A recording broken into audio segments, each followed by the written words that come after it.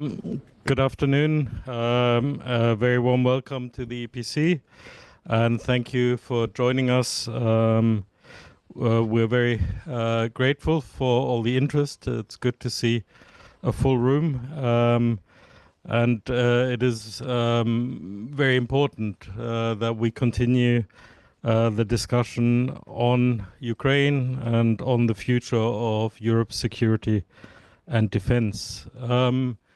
At the EPC this spring, we marked the first anniversary of our DevSec EU project, which looks at rebuilding Europe's defense capabilities, strengthening the industrial base, boosting investment, and enhancing resilience. And we have published extensively on all of those topics, and many of those we will pick up again today. So I just encourage you to also go on our website, see what we have been doing in this area. And I want to thank my DevSec EU colleagues for all the work they've done, but in particular also for organizing today, which promises to be a very interesting discussion. I think it is clear that we are going to spend more on defense and security. We have the pledges we have made. We will see whether we reach the full amount, but certainly there will be more spending. But as has always been the case, it is not a question of only spending more.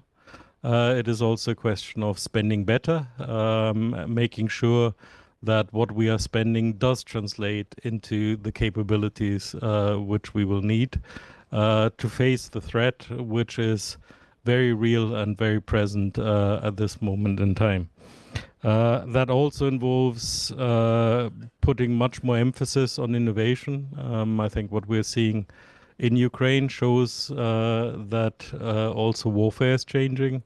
The ability to innovate is critical in addressing the threat which is there, which also includes the speed of innovation, which I would say is unprecedented.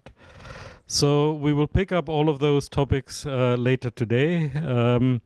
But when we're talking about innovation, research, industrial policy, of course, there's also the big question, what has the EU got to do with that? And how do we make sure that the EU and NATO marry up when it comes to creating the capabilities we need? Very glad to be joined by Michalis Ketselidis, EU Senior Expert, Defense Industry and Space in the European Commission. Maybe we start with just a general reflection on where would you say we have come from and what's the point we've reached today, also including the very recent announcements we've just had. Thank you for having me. I work for the General Secretariat of the Commission. This is a service of the President. And what we do is, among other things, is that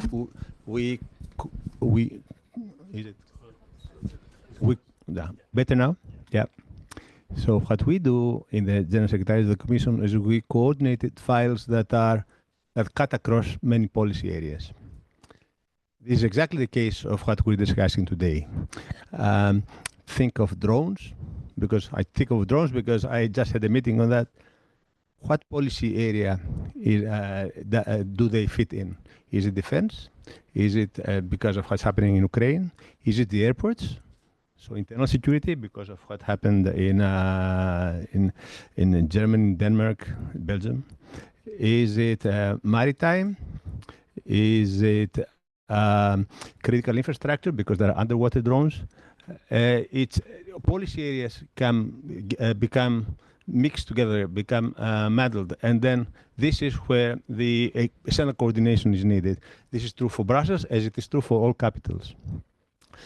But as a general thought, as you asked, I see the objective of our meeting today is defense innovation, and it's important. And you host me coming from the European Commission.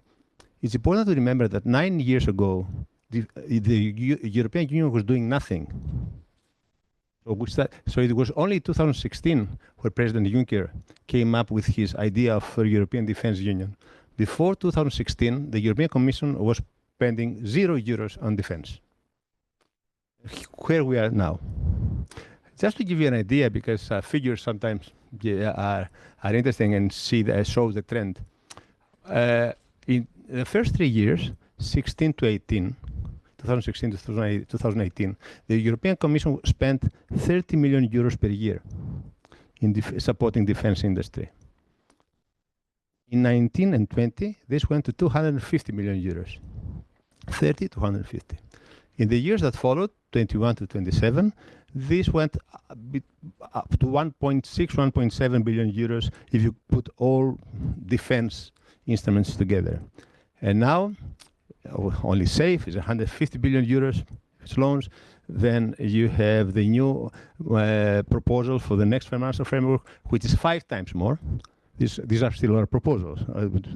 So this just shows that the numbers increased, but also the complexity increased, because while most of the discussion is about the European Defence Fund, joint procurement, or ramping up the defense industry, defense production, the Commission has been working since 21 on innovation, starting in 21, one of the first proposals of the Commission back then, on an action plan on synergies between civil, defense, and space industries. Then after that, as a result of that, we had the first space project that was dual use by design, IRIS². That is for commercial, but also for governmental, military purposes. We had the Defense Innovation Scheme, which is 1.5 billion euros, part of the European Defence Fund, only for innovation, and a number of other initiatives. I do not want to go into detail, that allowed us today to have in the next proposal for the next financial framework dual use accepted across all EU programs.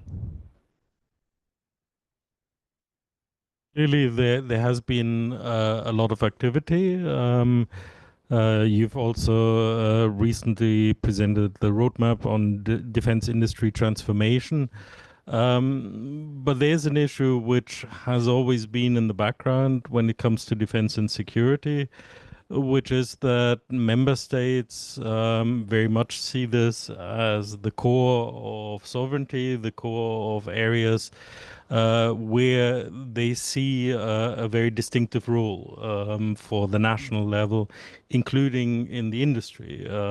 So is that something which is still hindering progress? Are we overcoming the resistance which is there in doing more together at the European level?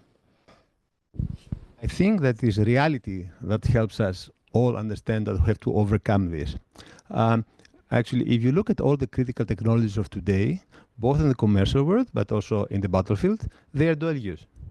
Think of everybody's talking about autonomous systems, drones in mind, but AI, quantum, that will soon coming up, even biotech, advanced materials, I can go on.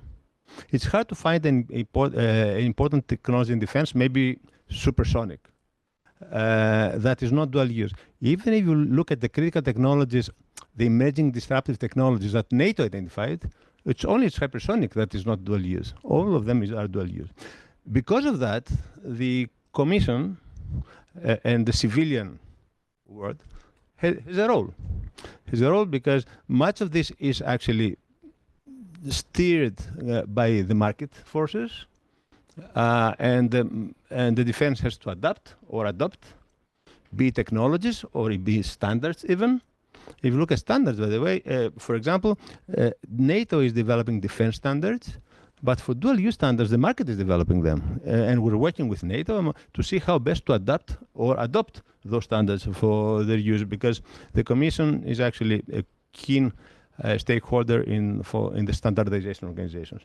There are many other examples, and this is why in the recent communications of the Commission on AI, the Apply AI strategy, and the Quantum Action Plan. For the first time, nobody would have thought it like 2 years ago even, there is a specific section on defense and dual use. When we're talking about involving member states, of course, there's also the question of what happens to countries which are not in the European Union. Thinking here about like-minded allies, also thinking about certainly Ukraine, given also the level of innovation which is taking place there. And also having in mind the US, and clearly there's a lot of defense innovation and production in the US. So how do we create that kind of ecosystem involving EU, non-EU? How do we marry that up? I will start with Ukraine, which is, for many reasons that I don't have to explain here, a priority. Not only because of political priority, which is, but in terms of EU interests in getting the most out of the lessons learned in the battlefield. Working with Ukraine, Ukrainian industry, is important because they're probably the most innovative ecosystem in the world right now. Forget about Israel, forget about the States. Everything happens in Ukraine. It's not because we say that. We had a meeting with venture capitalists for Silicon Valley working on defense, and they say the same story. So that's why in the recent proposal, in our recent initiatives, Ukraine is always there. For example, only the last 2 months, we agreed with the Parliament on the European defense on EDIP, European Defense Investment Program, and we also, which has a very strong Ukraine dimension. We also agreed as part of another discussion that we will try to allow Ukraine to be associated in the European Defense Fund now. As of next year, this is not the case, but we'll try to accelerate procedures so maybe Ukraine can participate in 26 or probably in 27 in the European Defense Fund. But even in the defense industry transformation roadmap that we referred before, this is a document that was announced, presented today. Probably you don't have time to read it. There is specific action related to Ukraine. There are specific actions related to Ukraine that allow us to get the benefits, to learn the lessons, work with them. We have an defense innovation office in Ukraine, in Kyiv, with people from the Commission and the External Action Service, working together with the European industry.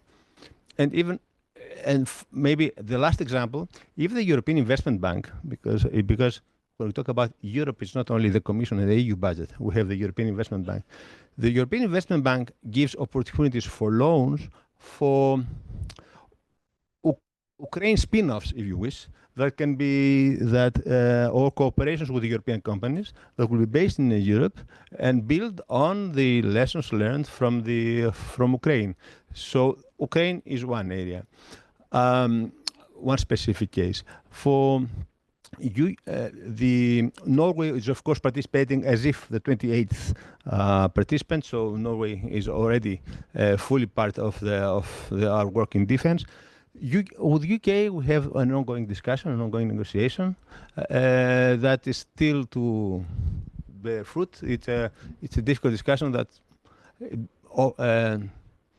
boils down to budgets, how much money. It's always a difficult discussion to hold with the UK. But we'll see. But we are fully aware that we're not alone in this world. We have to work with others. On the other hand, recent experience showed that strategic autonomy is important. And so we have to develop our own skills and our own supply chains to be certain of our ability to stay free. Now we know from long years of experience that fostering innovation is difficult. It is about a whole ecosystem. It is about ensuring that yes, there is the research, but also that there is not this valley of death, which then leads to the research not being translated into products, which in the end make a difference. Maybe with reference also to the roadmap, how do we ensure that we have this whole ecosystem in place?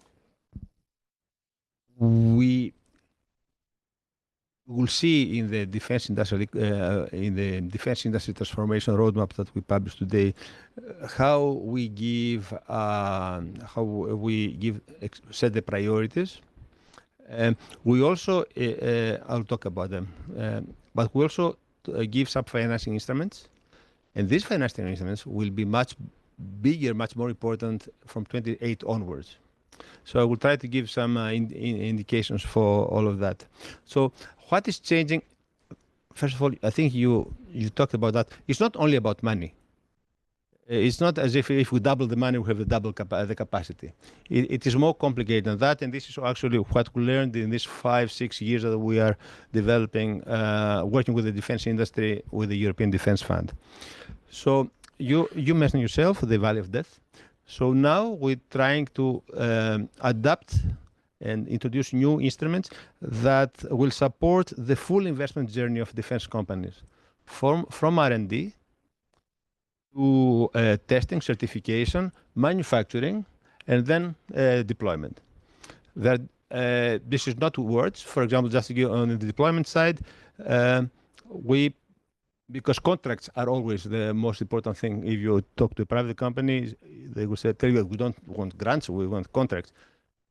We are considering how the Commission itself can become an anchor tenant. We start with one specific case, space, and then others will follow.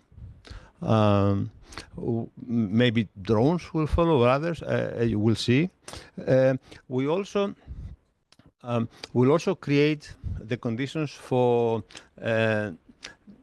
to network and to bring down the military silo and the civilian silo. It's very difficult to get into the military supply chains if it takes time. So we will set up technology alliances where among European companies and also Ukrainian companies, and with the financial institutions of private funds that can help. We'll set up a marketplace for successful companies, that we know they were successful for our projects. This is something, by the way, that the US, the venture capitalists, were looking for. Give us the companies, give us your companies, tell us where they are, what they do, so then we can go and invest. So we did that, but we're also giving some financial incentives. So we will propose, together with the European Investment Bank, a new 1 billion euros worth of fund of funds. For those of you who are in the business, you may know the Defense Equity Facility. This is a fund that we set up with the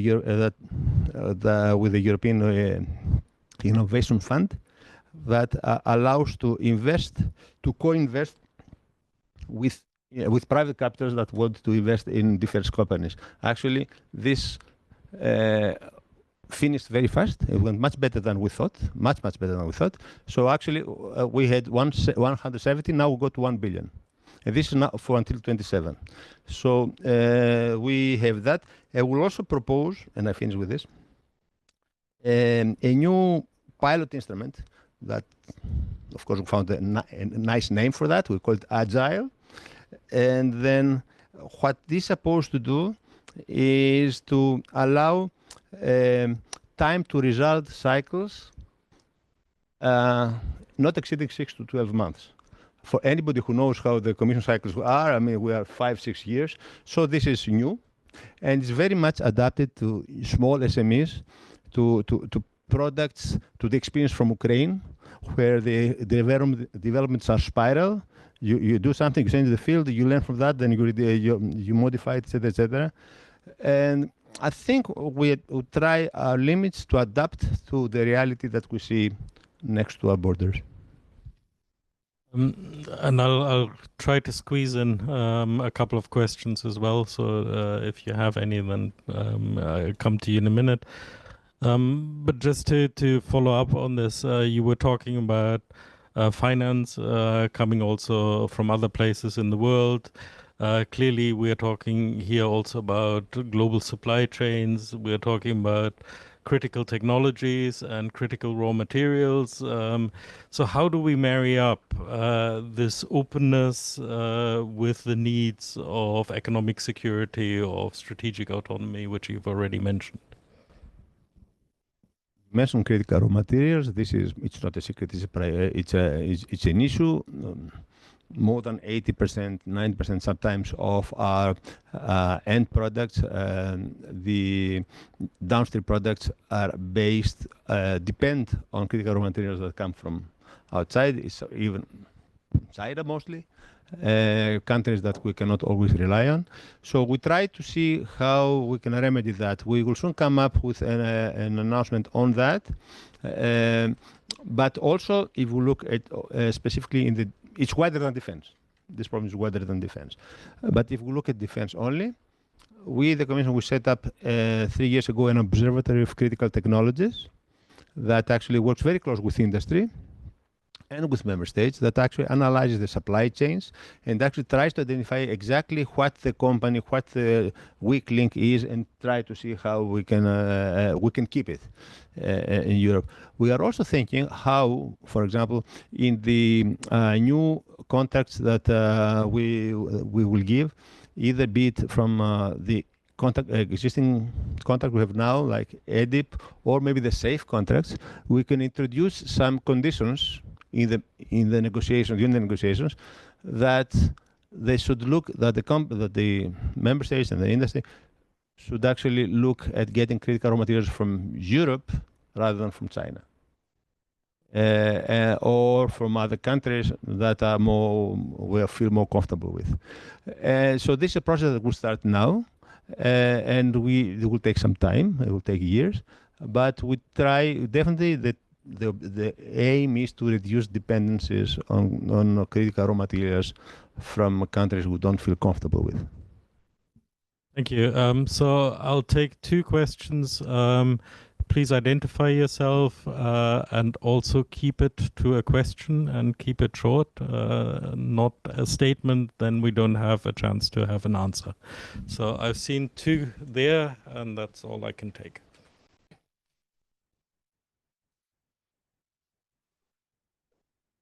Oh, please. Thank you very much for this very interesting overview of the roadmap as well. Of course, it's timely, very timely. My name is Claudio German, and I work for the European Trade Association for Defense, Security and Aerospace. I have a very short question. I'd be very curious to see how you see how do you see the Commission, or like how do you see the cooperation with the industry, with the defense industry, in the implementation of this roadmap? Thank you. We'll take the second question immediately. Yes, Javier Lopez from Naval Spanish CPR. Thank you first to Mr. Ketselidis for the speech. And I want to ask you about the last initiative that you have presented on the critical raw materials, and if you are considering as an alternative the possibilities that bring the eco-design to through a re-engineering process to allow to use alternative materials to the ones that are more than go to another countries or to another alternative to find this critical raw material, to find alternatives to the eco-design, to all this process of recycling and reusing components. Thank you.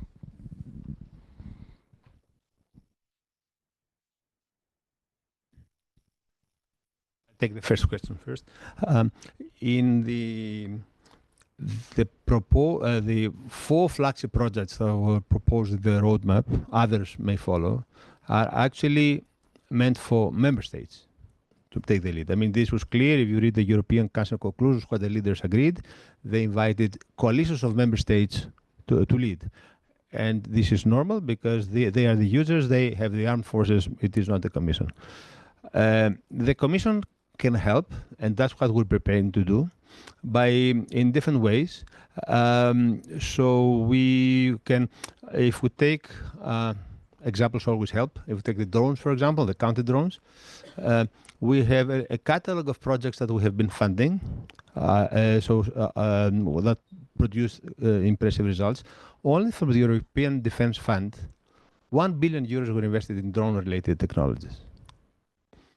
And the Horizon and even cohesion funds, there are more. So we can make available our catalog so that they can go and build on. We can make available a list of possible financing that, for example, like using the past examples, like we incentivize joint procurement. We can continue doing that with EDIP, also with other instruments. We can come up together with EIB with loans. We'll come back with equity. So again, financing is another option. We can also help with testing infrastructure. We can also help with supporting manufacturing as a service. What this means is that there are industrial plants that are like the automobile companies that actually have plants, but maybe they don't have that production. That could actually be, under conditions, be turned usefully for defense purposes. This was done very useful in Ukraine. Again, we learn from Ukraine. Maybe this is something that we can incentivize. So again, the Commission, we think that the Commission can provide a useful assistance to the coalitions of member states that will be built. But again, the lead will always be with member states. For the second question on the alternative materials, indeed, we have been one of the critical technologies that we identified 10, is advanced materials. Among those advanced materials are actually materials that can replace, if you wish, the critical raw materials. You will see that I mentioned before that soon we will have an announcement on that. This may be one of the proposals, concrete actions that we will support. Maybe here it's important to say that we are at the Commission works with 7-year financial cycles. We're at the end of the current one. We had lots of crises, so not much money is left. So what we're focusing on now is to plan ahead, and then for the next financial framework, so from 28 onwards, and then I would simply like to say that compared we create in our proposal for the first time we proposed fewer and bigger instruments. So instead of having one for defense, one for space, one for internal security, we have them all together in a fund that we call competitiveness fund. So which allows much better synergies between the digital and the defense, if you wish, but also between that and the research. So this is still a proposal, but we think that we see that this is something that member states do not object to. There are other areas of the proposal, the regional funds, where the discussion is more difficult. And this actually gives the opportunity for more synergies, for more innovation, for mixing new technologies coming from the civilian world with defense needs. Thank you very much. Unfortunately, we've run out of time, but thank you for...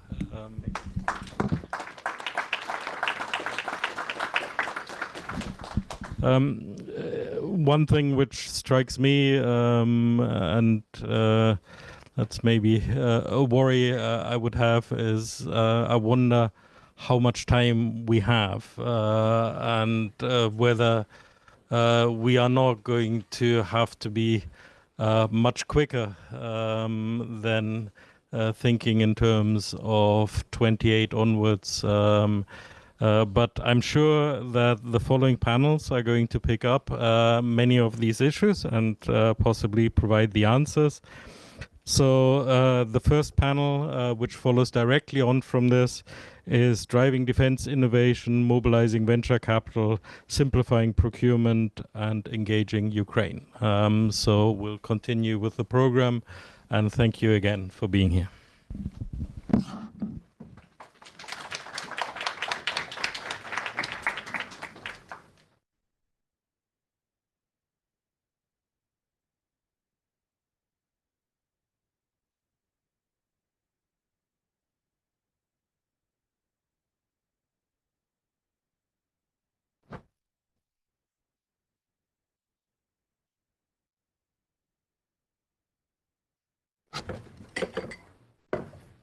Good afternoon, everyone. My name is Martens. I'll be the moderator for the next panel. Thank you so much for coming to this event. It's an absolute pleasure to see so many of you.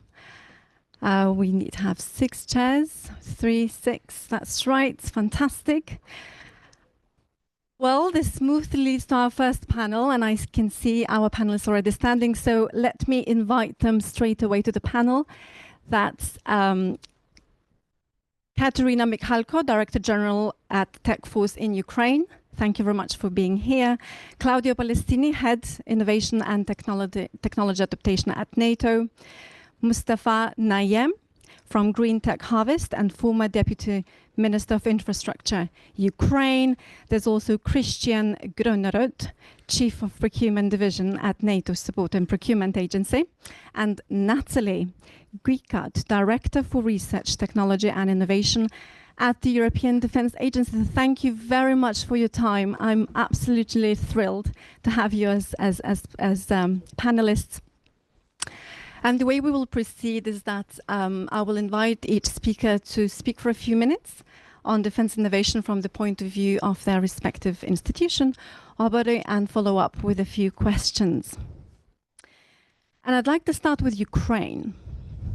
Kateryna, we've already heard how the defense innovation ecosystem in Ukraine is transforming the future warfare, and what important lessons both NATO and the EU have to learn in terms of testing, developing, adopting, deploying innovative technologies in defense, and readapting and redeploying in real time. And you are able to do that not just in real time, but at the shortest possible time frame.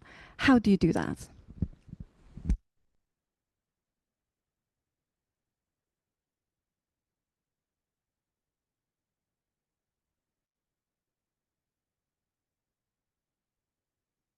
Thank you for starting from Ukrainian side. It's actually a question of the price which the state is ready to pay to protect the democracy and its right to be independent. Unfortunately, in Ukraine, we are paying very high price for our technology speed and innovations. So the idea behind robotic system in the front line started actually behind in 2014 when the invasion of Russia started in Ukraine. And the thing is that in army we had people who could correct artillery. It's pretty dangerous job in military because you need to go to the enemy directly and providing the information to your military unit. And unfortunately, back in 2014, we almost lost all these people who had ability to doing it. So that our army, they came with idea to use Chinese Mavics actually to fly there to the enemy and correct the artillery. And the thing actually behind this vision about using drones were actually to replace our people in the front line with robotic systems, because it's better to lose a piece of metal, a piece of different type of drones, than losing your people there. Unfortunately, Russia is ready to send hundreds of people to Ukrainian front line. In Ukraine, we value people's lives, and our vision behind robotic system is actually to replace people where it's possible in many operations. So we are trying to do it, but for sure to test this technology, to use technologies in the front line, we're still paying with people's lives. And again, our mission actually is to protect Europe, because it's no longer a question about Ukrainian security. It's a question about like democracy to stay here. It's a question about like protect the border of European Union. Unfortunately, we are seeing drones in Poland, we are seeing drones in Lithuania, in Denmark, and it's just the beginning. So it's so important to like share Ukrainian experience, not only like in technological matter, but also like of operational planning of production lines and production capacities, because it's so important to maximize production lines. We see that Russia is so successful because they maximize Shahid technology. They are capable of sending like 300 Shahids per night to Kiev. I live in Kiev myself, so I experience all these strikes, and it's really massive. And they strike not only military objects, but they strike civilian buildings, they strike kindergartens, they strike hospitals, and it's a huge threat. And it's impossible to like hit 300 Shahids with rockets, which cost millions of dollars. So you need to have this cheap solution to face the drone threat, because if Russia will send like 300 Shahids to Vilnius, for example, or to Tallinn in Estonia, like 300 per night, 7 days in a row, it would be a disaster for the country. So it's so important to have these solutions localized inside the European Union. Ukraine is opening international markets for our industry. So we, as Tech Force, we unite more than 80 like top tier producers from Ukraine, and please reach us, and like we are ready to like start joint venture production, because it's not a matter of like money or financial support to Ukraine, but it's actually a matter of European security, and this threat is not only inside Ukraine, unfortunately. Thank you very much. Just a very quick follow-up question in terms of how Europe could do this, and you mentioned of course the maximization of production lines. I love the fact that you mentioned the robotics. I think in Europe we are still so far away about even thinking in these terms or these parameters when we, you know, are still trying to develop basic anti-drone systems. But in terms of how you see Ukraine's integration in EU's but also NATO's defense innovation and ecosystem, what do you think are some of the key priorities that should be looked at? Let's say if you could number 3 of them for both the EU and NATO. Yeah, first of all, you could not be sure that your arms are effective if you don't test them inside Ukraine. No matter whether it's drones or like other artillery solutions or like air defense systems, so you should test it inside Ukraine. My favorite like example of this technological cooperation is actually a German company called Quantum Systems. From the beginning of full-scale invasion, they localize their production capacities, their R&D teams. They have many Ukrainians inside their team, so they really are getting this feedback from Ukrainian frontline. And that is why they became the first unicorn in the European Union who produced dual-use technologies. So it's so important for your European industry to be present inside Ukraine and test your technologies there. For sure, like Europe is pretty successful in strategic technologies, you produce rockets, and Ukraine should gain actually this experience. So we as the industry, like Ukrainian private industry, see this opportunity about transferring our asymmetric solutions, our drone solutions in all domains. So it's land, air, and water. And we will probably be asking about like Europe to share strategic technologies with Ukraine, because again, we in our front line, we protect not only Ukrainian right to be independent state and not only our democracy system, but also like the democracy system in like European Union. So it's so vital to like really battlefield test your tech in Ukraine. Unfortunately, we have this area for demo testing, and unfortunately, right now it's Ukrainian value proposition. I hope one day in Ukraine we will have like billion euros defense industry, and we will not like have a war. But right now we live in this reality, and like it's in our common interest not like push this front line to other states in Europe, because Estonia, Latvia, Lithuania, they are in risk. So again, if we are talking about particular points, the first point is to work inside Ukraine with your tech. Second point is to be flexible and be open for Ukrainian companies to cooperate with you in the territory of European Union. Because unfortunately, not in all cases, Ukrainian companies could meet all bureaucracy. So it's our common mission to deregulate few things in European regulation in order for our companies to be able to localize like in the fast way. And the last not least, it's also important to share our military experience. So like successful drone operation is not only actually about production lines, it's about complex experience. So we would love our army to be integrated with NATO armies, with your member state armies in order for our military to share this drone experience from Ukraine. Because in Ukraine we have unmanned system forces. So it's a special military command which are focused only on drone solutions. So it's like also important to establish such a system inside the European Union, because for Ukrainian industry, it's not so common thing to understand who is the best partner on the other side. Because like in Europe, you have this conventional arm producers, pretty stable, big prime companies, but in Ukraine, the market is different. So we are more flexible. We have many startups who are pretty successful in tech. They're not so successful in bureaucracy, so we should find a real like frame how to make these joint ventures work. Very much. I would like now to turn to our NATO colleague, Claudio. Where does NATO stand in this, and what is NATO learning from Ukraine? Thank you very much. Yes.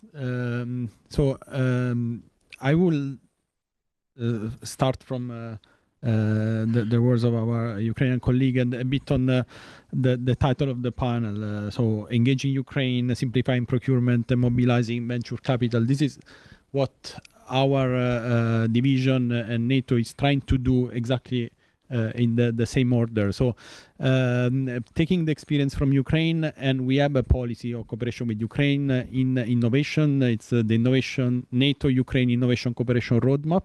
We have basically meetings every week with our colleagues in Ukraine, from Brave One, Ministry of Digital Transformation, Armed Forces, Ministry of Defense, trying to understand their lessons, the ecosystem that they managed to develop, and trying to also match from NATO side and how to integrate them as much as possible. We are working together on some initiatives that will be launched very soon.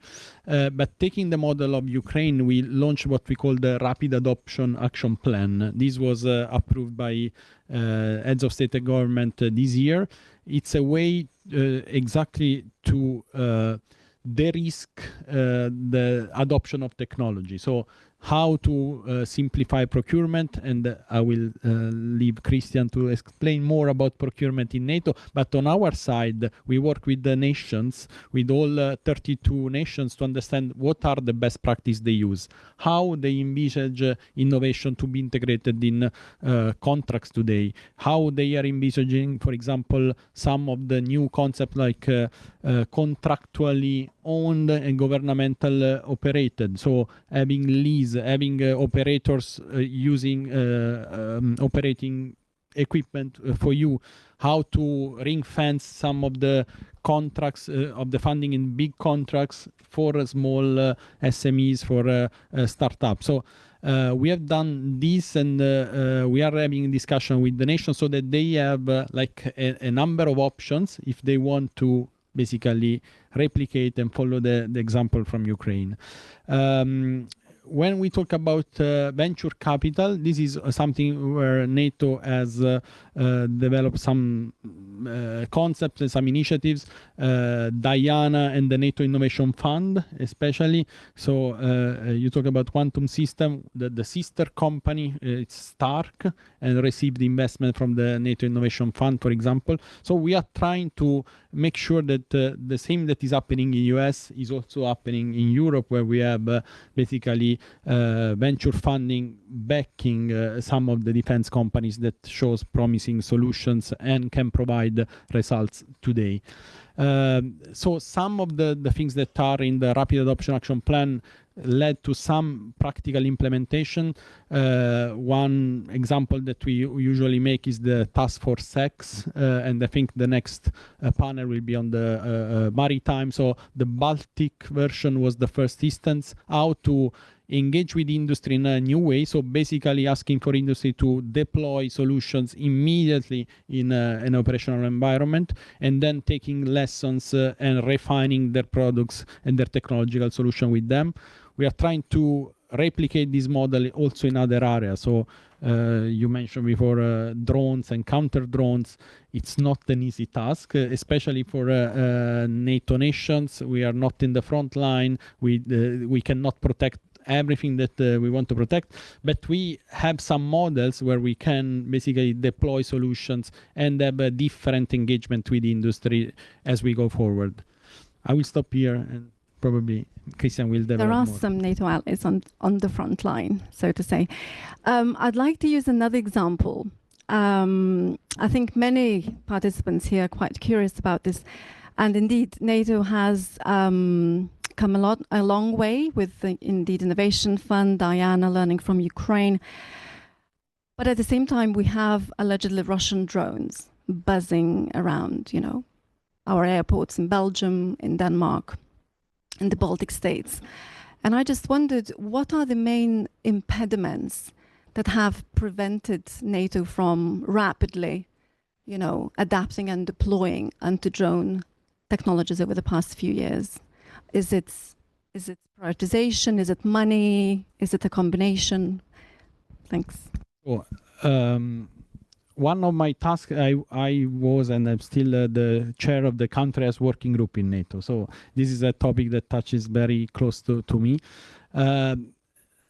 Drones, I mean, what are we talking about? Are the shed coming from invading Poland or the small drones here in Zaventem? These are two different problems with different solutions. Something a bit more law enforcement or military policing.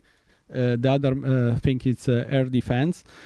And then what is the level of responsibility when it's a national responsibility, NATO responsibility, even inside nations, law enforcement or military? So there are a lot of questions and concept of operations that underpin technological deployment. So deploying solutions, it is still possible. It will not solve the problem 100%, but there are also concepts to be developed. Now, the Secretary General launched at the last defense minister meeting in October a package for countering EEAS, how to protect the eastern flank, how to create a response mechanism across nations where NATO can provide solutions to an ally that requests. So there are things in motion.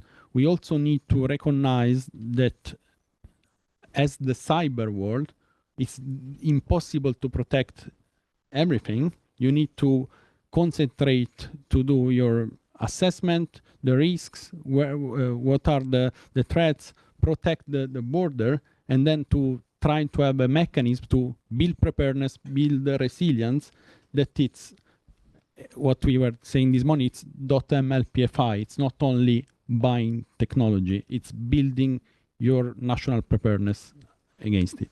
What would you say needs to change concretely, if it is one or two things that you would prioritize? Well, better integration inside the nations, military, law enforcement, different engagement with industry. We are trying to do something new with industry rather than buying stuff, having different contracts in place so that industry can give us solutions in 24 hours if needed. So to build preparedness, as it was done for the countering a fight some years ago for the cyber, we are living in a new situation where we need to find new ways to cope with the threat, that it's not just buying this system. Tomorrow you have the solution, tomorrow you have the solution, the day after you will need to restart again. Thank you very much. And Nathalie, I'd love to turn to you. Thank you very much for your patience. Could you shed some light on terms of what EDA is learning from Ukraine's rapid innovation cycle and where we stand today in terms of our preparedness? Well, what I can say is that the European Defence Agency is pretty aware of the necessity to speed up and to ramp up the adoption of innovation. We have set a complementary set of tools to do that. Well, we've been having CapTechs for more than 20 years now, community of industry, RTOs and member states to build projects together, to do some networking. Some people in the room are aware of the CapTech. So that's our first tool. And of course, the work of the CapTech is deeply anchored in the CDP, so the capability development priorities that were approved by the member states in 2023. We have also the Hub for Innovation, HEDI, which was launched in 2022. And the role of HEDI is to facilitate a fast uptake of innovation. And we do it in 3 steps. The first is identification of interesting dual use. Afterwards, it's maturation, how we help them ramp up the solutions. And the final is experimentation. And we had very interesting experimentation campaign in Italy last July. So cross-domain logistics, air and land, 18 platforms, so small, middle and heavy UAV and UGV. And we performed this test campaign over 3 weeks using use cases given by the member states. And there were also some Ukrainian experts. So the idea was to bring together end users and innovators, a bit what you said when you said you have a, well, this morning someone said we have a military expert in all the production facility. So the idea is to put them together to improve and to mature the projects. And what is really a good result is that one of the platform is going to be purchased by a member state. So that's the ultimate goal, is really to provide fit for purpose capabilities for the member states. We also delivered an interesting event in May, which was the European Defence Innovation Days in Krakow. More than 1,000 people attended. It was really a place where you could find partners, you could discuss. Very interesting feedback also from Ukraine, where some official representatives give us really thoughtful and valuable insights. And also, well, companies could showcase, the CapTech showed what they are doing in their community. So I think it was quite a fruitful event. And I think also thanks to that, the European Commission has entrusted us with the indirect management of BraveTech EU initiative. So how we can, how a European company can develop or mature innovative solution based on test cases given by the Ukrainian soldiers. So that's what we are currently doing on, well, rapid uptake of innovation. Thank you. And since, just a follow-up question, if that's okay. On venture capital, Claudio mentioned that, how much NATO is engaged by Diana, but also Innovation Fund. But, we know that in the public sector, in public domain, there's not enough money. There's not enough know-how. So venture capital and private companies can really make a difference here, especially when it comes to small and, so to say, sprouting companies. How do you think they could contribute to the initiatives that you have mentioned? When we organized the edit in Krakow, I think some venture capital attended so that they could discuss with the innovators, with end users, to really understand what's going on in the defense sector. Because I suppose, well, private venture capital are not always aware of what the defense sector is. So you need to improve their understanding of what's going on in the defense sector. From this side, frankly speaking, I think that, well, EDA has not really any role in dealing with venture capital. We are working in close cooperation with the Commission through the UDIS initiative, and we helped and contributed to their accelerator. And so maybe it's more on, I would say, on the Europeans, on the Commission side that you will find initiative. Thank you. I'd like next to turn to Mustafa. Mustafa, you heard your compatriot Kateryna talking. You heard NATO's perspective, as well as a representative for European Defence Agency. What are your impressions, and are you being approached by companies and policymakers in the EU and NATO, and is this actually materializing in concrete, partnerships on the ground? If you could talk about that for a few minutes, thank you. Thank you. First of all, thank you for having us. I think here in the room we have policymakers, mostly those who are advising, or staffers, or those who are doing policy. And I just want to have one question to you. Raise your hands who really thinks that Russia will stop in Ukraine. No one. Okay. So then question is, what stops Russia today attack Brussels? I think you think that it's NATO, or maybe policymakers, or maybe, I don't know, something. But the only thing which stops Russia now is geography, is distance. And we had our experience. In 2022, it was like 100, 200 kilometers, which they used to use Shaheds against us. Now it's 700, 800 kilometers. So it means that with this space, Russia will be able to hit Brussels directly in 1 to 2 years. If it will be the same space, but pace is much more faster. So, and all these discussions that I'm hearing in Brussels, and also we met in Rome with some of you, it reminds me, last 2 weeks before full-scale invasion in Ukraine, which lasts 3 years in Brussels. So during 3 years, you're discussing the same thing we discussed two weeks before war. Will they attack us or not?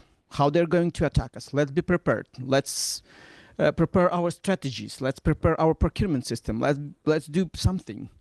But difference is that you have better coffee and longer papers. But we didn't have this chance. But the problem is that all this discussion about dual use and about all these issues reminds me that time. It's when you have your very good firefighter system trying to develop it, but near your house something is burning now. And you still think that this system will save you. It will not save you. Unfortunately, I talked with many officials here in Brussels these days, last 3 days, and all of them told me one thing. If you could have the same procurement system like we have, you will never do what you do now. Believe me, we don't like our procurement system, but we like how our soldiers are killing Russians. That is different. Because you are still shaping strategies, systems, regulations, procurement, bureaucracy, which will not help you when Russian drone comes to Brussels. People will be much more scared about these drones than absence of some strategies. And that is the problem. Of course, we are not against procedures and bureaucracy. We actually are moving toward Europe. We want to join this bureaucracy because we understand that it's the sum of guarantees for transparency, reliability, predictability, and etc. But please also look at our example. You have this privilege. We didn't have it. Please use our experience, how we used to do that. In your countries, from R&D to mass product goes year, 7 years, 7 months. We have weeks. And it's not about better product. It's something which will help our relative to survive on the front line. When you think this way, you will be much faster, believe me. Someday you will be. And what we are regret that you don't understand that. Unfortunately, still don't understand that. And that's why we're asking you to come to Ukraine, to see our production, to see our R&Ds, to use our experience to be much faster than you are now. And we need your help on that because you have much more, as Kateryna said, much more mature industry, which still cannot produce the same thing that we are doing. or producing much more expensive. Now we want to join European Union industry, and what we see, obstacles. Just obstacles, unfortunately. We are happy that we will be part of EDF, and we will be part of all these programs, but they will start in 2 years, not now. Do you understand what is 2 years? It is 60% of all our war. So if you will tell to our soldiers that you should wait another 2 years to join some industry, maybe if, or we will have some opportunities to go through these procedures, believe me, they will kill us, not Russians. So for us, it's much, as I said before, just much easier to kill Russians than to fight with Brussels. We are not fighting with Brussels. We want to join. Please simplify your procedures. Please show us the way. We want to join, and our experience will be useful for you. It's not something that we are not going to sell you something. We want to give your experience for us, in exchange giving opportunity for you to build more mature industry, which will really help you and will have not 4 drones. We had 600 drones. Imagine what will happen if you have 600 of them. You'll be panicked, believe me. We are still surviving, and we drinking coffee with much shorter strategies, which is about killing enemies. Invite you to Ukraine. Please come. Thank you very much for this powerful injection of realism in the room, and for enthusiasm to share experience of Ukraine, which no doubt is in our interest. A few days ago, a major conference took place in the Baltics, in Vilnius, Defending the Baltics 2025. And one of the deliverables or messages echoed throughout is that Russia is also learning very fast. And Russia is also adapting very fast. And they're no longer repeating the mistakes of 2022 or 2023. If you could, for a few minutes, describe briefly how you align your R&D plans with military, and even, with engagement, direct engagement with the military from the front lines. For everyone here, I would appreciate that. I think that that's the strength of Russians. We should understand it. Believe me, you here in Brussels, you are not respecting Russians like we are respecting them, not because they're better, but because you should know your enemy. And our people and soldiers on the front understand that. What they are doing, it's difference between us and them. And actually, they're stealing our technology and our approach, because we used to use drones not because we are so smart, but because we tried to substitute the lack of ammunition that we couldn't have from you early days of war. That's why we are now doing deep strikes and mid strikes and other drones. That's actually how we learned how to do that. What do Russians do? They're stealing technology. They're not so fast, but they're scaling very fast. And the reason why they're scaling very fast, because business and bureaucracy working together. That is advantage of Russians. And that is things that we doesn't have. I mean, Ukraine and European Union also. Because we also think about all this vested interest, corruption, and it's very good. Compliance and etc. But unfortunately, COVID experience showed that countries are not working together. Industry, business, healthcare, and prosperity, and different kind of values they have different directions. They're not working together. In Russia, there is no discussion about that. All industry scaling with country, with budget, with all strategies, defense strategies, and then attack strategies, and etc. What we are doing in Ukraine, how we are looking for that. We understood that we doesn't have this kind of opportunity because we doesn't have this kind of government, and we're proud of that because we don't like dictatorship. So what we did, we embedded our civilian engineers directly to military units. So our people are working together with our secret services and our military services and other military units directly on the front line. They are not sitting in Kiev and R&D and engineers which are producing and then throwing something to the front line. They're directly involved, not on the stage of procurement, but on the stage of planning of operations, even before that, because sometimes we know what they need before they are going for some operations, because they know what kind of obstacles Russians can build. They know how we can come over these obstacles. And that's why our civilians exactly know needs of our army. We are not doing something for us, we are doing for them. And all our R&Ds and inventions and all our know-hows, it's not because we have good engineers who are sitting, smoking and trying to invent something new. No, because soldiers say, guys, doesn't work. Change it now, immediately. And we have procedures which says that 48 hours to change something, customize something on our front line. And I think this kind of unity of militaries, civilians, engineers, and bureaucrats, that is the power that we can bring. What we are doing now, we are dividing them. And I think, and our call to European Union and to all our colleagues, please do that. You should start now. Talk to business, how they can be involved in your military operations in advance, not when drones comes and you're asking them do something and issue some money. It will not help. In situation in UK is not problem of money. All of us here are not talking about money. It's about cooperation, organizational capacity, and it's about very decisive decision. We are going to kill enemy. We are not going to win procedures. We are not going to win on some, it's not competition of the organizations. It's just killing enemy.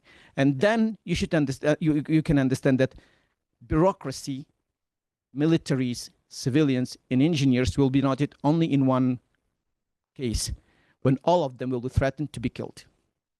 We are threatened. You are not still. That's why you still are trying to use different combinations. But you have time. Please use our experience to do that. Thank you very much. I'd like to turn to, thank you very much for your patience, for our last speaker from NSPA, Christian. You've heard the many different initiatives that both European Defence Agency and NATO has launched, as well as the many obstacles and barriers. So where does NSPA stand in this? And what's your vision when it comes to speeding up these processes for the future, for innovation? Thank you.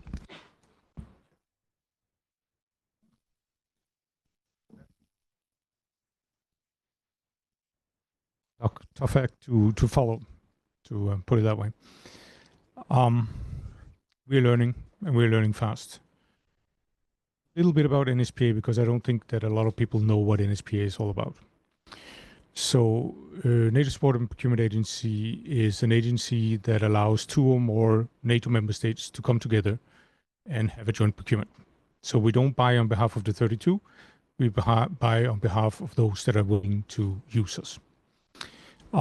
We do that using ready-made legal frameworks that allows the nations to get immediate access to procurement capabilities without having to sit down and negotiate an MOU and negotiate an agreement and figure out the security requirements and figure out who can talk to who and so on and so forth. So we have currently 45 of these support partnerships that are ready-made to go, meaning that 2 or more nations are interested in buying something together. It could be Patriot missiles, it could be air defense, it could be tanks, it could be support to the AVAX, it could be support to the Global Hawk, and so on and so forth. And through all of these elements, we are able to fairly rapidly, through procurement exercises following public international procurement rules, deliver. Now, what we have done lately is that over the last couple of years, of course, we've supported Ukraine quite a lot. So about 600 million worth of goods, non-lethal, has flown into Ukraine using our procurement expertise. And we will continue to do that. We are a customer-funded agency, meaning that we run on no profit, no loss. So we are based on nations coming to us and saying, we need you to get this thing, and then we'll go and get it. One of the new things that we have set up, and here I need to have some cheat sheets, is a security cooperation support partnership, which Ukraine is becoming a member of. What that will allow is Ukrainian industry to compete for any and all NSPA contracts. It would allow Ukraine to get access to all the things that we can deliver. And then it becomes a question of money, no longer access. We have quite a large setup of contracts. So in 2024, we purchased for more than 10 billion. And that's a market that's out there that Ukraine then can tap into and get access to the things. So far, the way it's been working is that a nation state wants to give a donation to Ukraine. They will task us to buy it, but they will arrange for the for the transfer. Now, as Ukraine as a partner of this, they will be able to tap directly into it. What that does is it helps us with resilience, and it allows things to go both ways. We already have about 75 Ukrainian companies registered with us that we can do business with. We haven't had the first contract with a Ukrainian company, but we would love to have one to be able to do that. We also work on the NATO security assistance and training for Ukraine, the NATO. We are the backbone of that. We've set that up to enable then training and support to Ukraine. We're working on the comprehensive assistance package. When NATO headquarters have money, they come to us and we deliver it. And of course, you mentioned the procurement review, primarily driven from our experts. So we're trying to stitch things together to be able to enable Ukraine to win the long game. One of the things that strikes me here, and one of the problems that I see, is on the simplifying procurement. After all, we are a procurement agency. That's what we do. We procure things. And like the EU, so we are a different supranational body. We have our own legal entity. We can enter into contracts on behalf of NATO. We have 32 member states. 23 are common with EU. Is that we were set up originally back in the 50s to do maintenance of American equipment that were left after the Second World War. We were the warehouse of NATO. We were the warehouse of everybody. Over the last couple of years, we've gotten into longer term thinking, future projects, future deliveries, and we are in a changing world trying to adapt and keep up. But all our governance framework is based on the old school stuff. It's based on peacetime. It's based on there's enough time. That's not an issue. We can always do it tomorrow. But we're trying to push changes towards being able to move a lot faster than we're doing. And I think one of the key lessons that you have told me is something that comes back to my previous job, where I was head of supply chain for an organization that were helping refugees in 40 countries. It's not the governance framework, it's the mindset. If you want to make it work, you can make it work. And one of the things that we need to look really hard at is going from no, we can't do it, to how can we do it? How can we make it work? And that's the big push that I have on my shoulders to figure out internally, how do we do that? Because we're learning both ways. And as an agency, as I said, we can deliver basically anything from socks to tanks, as our general manager so eloquently puts it. Thank you. Just a very quick follow-up question. You mentioned very important things, such as, we have peacetime processes. Our legislation and governance is also the one of old school. And yet at the same time, NATO political leaders are saying we need to move to wartime mindset. But it looks like maybe if we could also adapt our processes to wartime readiness, perhaps that could also be a good example for the rest to follow. And I just wondered, I know it's not easy, and you said your job is to reflect how to move even faster, but I just wondered if I could challenge you to ask in one or two ways, how could we do that, change our processes or adapt them to higher readiness and procure even faster? What would be the two elements that would need to be changed as a priority? That's a extremely interesting question. So I'm sure in EU, right, you have your 27 member states, but you have an agency that has a supervisory board that has 27 member states. Those 27 members are not the same 27 members that sit on the other political organ, meaning that nations can have differences of opinion in different agencies. So what we're struggling with is that we get guidance from NATO headquarters to move faster in this direction, and the will of the 32 in Brussels, but the will of the 32 in Luxembourg is something else. So we get caught between national policies playing out differently in different fora. So even though we want to change, and even though we get direction from NATO to change, from the big headquarters, we can't do it because our 32 don't want us to change. And that's a political struggle, and we need to figure out how do we do that. Now, fortunately, NATO headquarters has given us a good crisis, and I intend to use this crisis to clean up some of this stuff. Will I be successful? I don't know. But if I am, then we can be significantly leaner and significantly faster from a governance point of view in the way that we're doing things. But I don't know whether I will be able to convince my 32 nations to implement what those 32 nations decided to do. Just make a comment. There are some allies who are not waiting for the rest of, so to say, of the alliance or the rest of the union, but are moving fast. And one of them is Poland, for example, or some of the Scandinavians. Thank you so very much. I'd like to turn to audience. Thank you so much for your time and for listening, and again for coming here today, dedicating your time to this. Would you be so kind to raise your hand, introduce yourself, say what institution or body you represent, and raise a question? Yes, please, here in the... Thank you, Danilo. Hi, first of all, thank you so much for all your insights. It was really insightful. And I'm Judith Carroll. I'm studying a master in international politics at GU11. And last month I attended a conference in cybersecurity, and there was a testimonial from a Ukrainian officer, and they said how they were always communicating with ENISA and other organizations about how to address cyber attacks to critical infrastructure in Ukraine.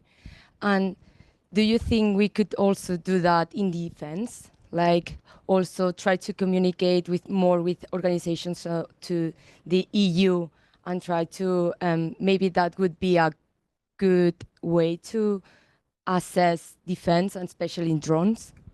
Maybe. And I'll take a second question. Yes, please. Just introduce yourself. Okay. Hello, my name is Sana. I'm from Spain, and I'm also doing a master's in international politics at KU Leuven. And I just had a question because you said that these plans were being implemented in like 2 years. So I was just wondering if there's any way, given the urgency of the situation, that the EU or NATO could accelerate or bypass some of the bureaucracy. But also, there's also the issue of the member states agreeing. So I don't know if there's any way to bypass this. And is there any single action that the EU or NATO could take in the next 6 months that could meaningfully accelerate defense innovation and procurement? Thank you very much. So I turn to the panel. Who would like to be first? I mean, on the question of cybersecurity, it's such a sensitive area. Let's just say that conversations are ongoing and experiences are being exchanged, and we are learning from each other. And I will leave it at that.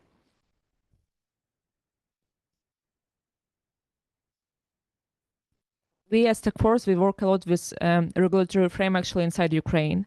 And we started our direction about regulation between Ukraine and EU. And the thing maybe which is so different in Ukraine than I feel in the European Union, it's practical value of the regulation. So we value bureaucracy, and we really want to be a part of EU frame and of NATO frame as well. But in Ukraine, during wartime, we have more practical cases. So for example, one politician from Ukraine, he told me a story how he went as a part of a delegation to one EU country to the military base. And the person who met him there, they were talking about drones. I'm not sure whether that person was a military guy or not. But anyway, this politician from Ukraine asked him how you would protect this base from drone attack potentially. And the representative said that we have a rule that drones could not fly here because we have this special picture where drone is crossed, so drone could not fly there. And I could rely on it. When you have a stable system, when you really believe in the in your government that it's like a powerful system, you could rely on that type of rules. But unfortunately, we are dealing with Russians, and Russians are not rational, they're not value international law, etc. So like regulatory frame should be so practical. Safe was the first step doing it, like real money to real industry. We could adjust the system because unfortunately Ukraine industry was not like fully part of it, so because of many reasons.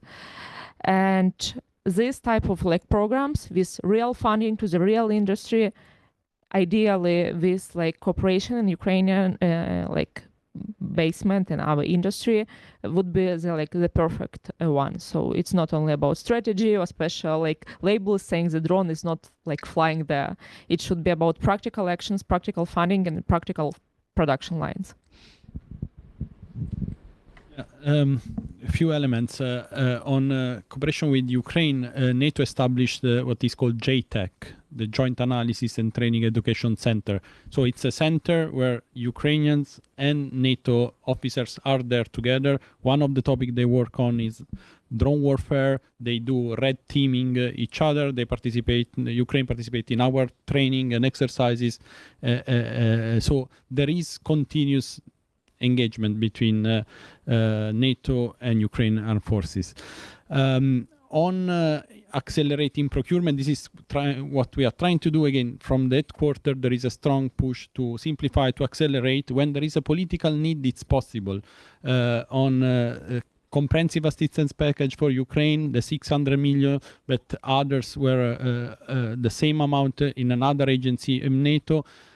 When we receive a request, there is already a framework contract or a partnership in place. We can deliver very fast, from a letter to a few weeks of delivery. So we can do when there is the mindset, as Christian said, as the and the political willingness. When we discuss with the nations on topics like drones or counter drones, the difficulty for nations, for NATO nation, is we have money and planning that it's very long process.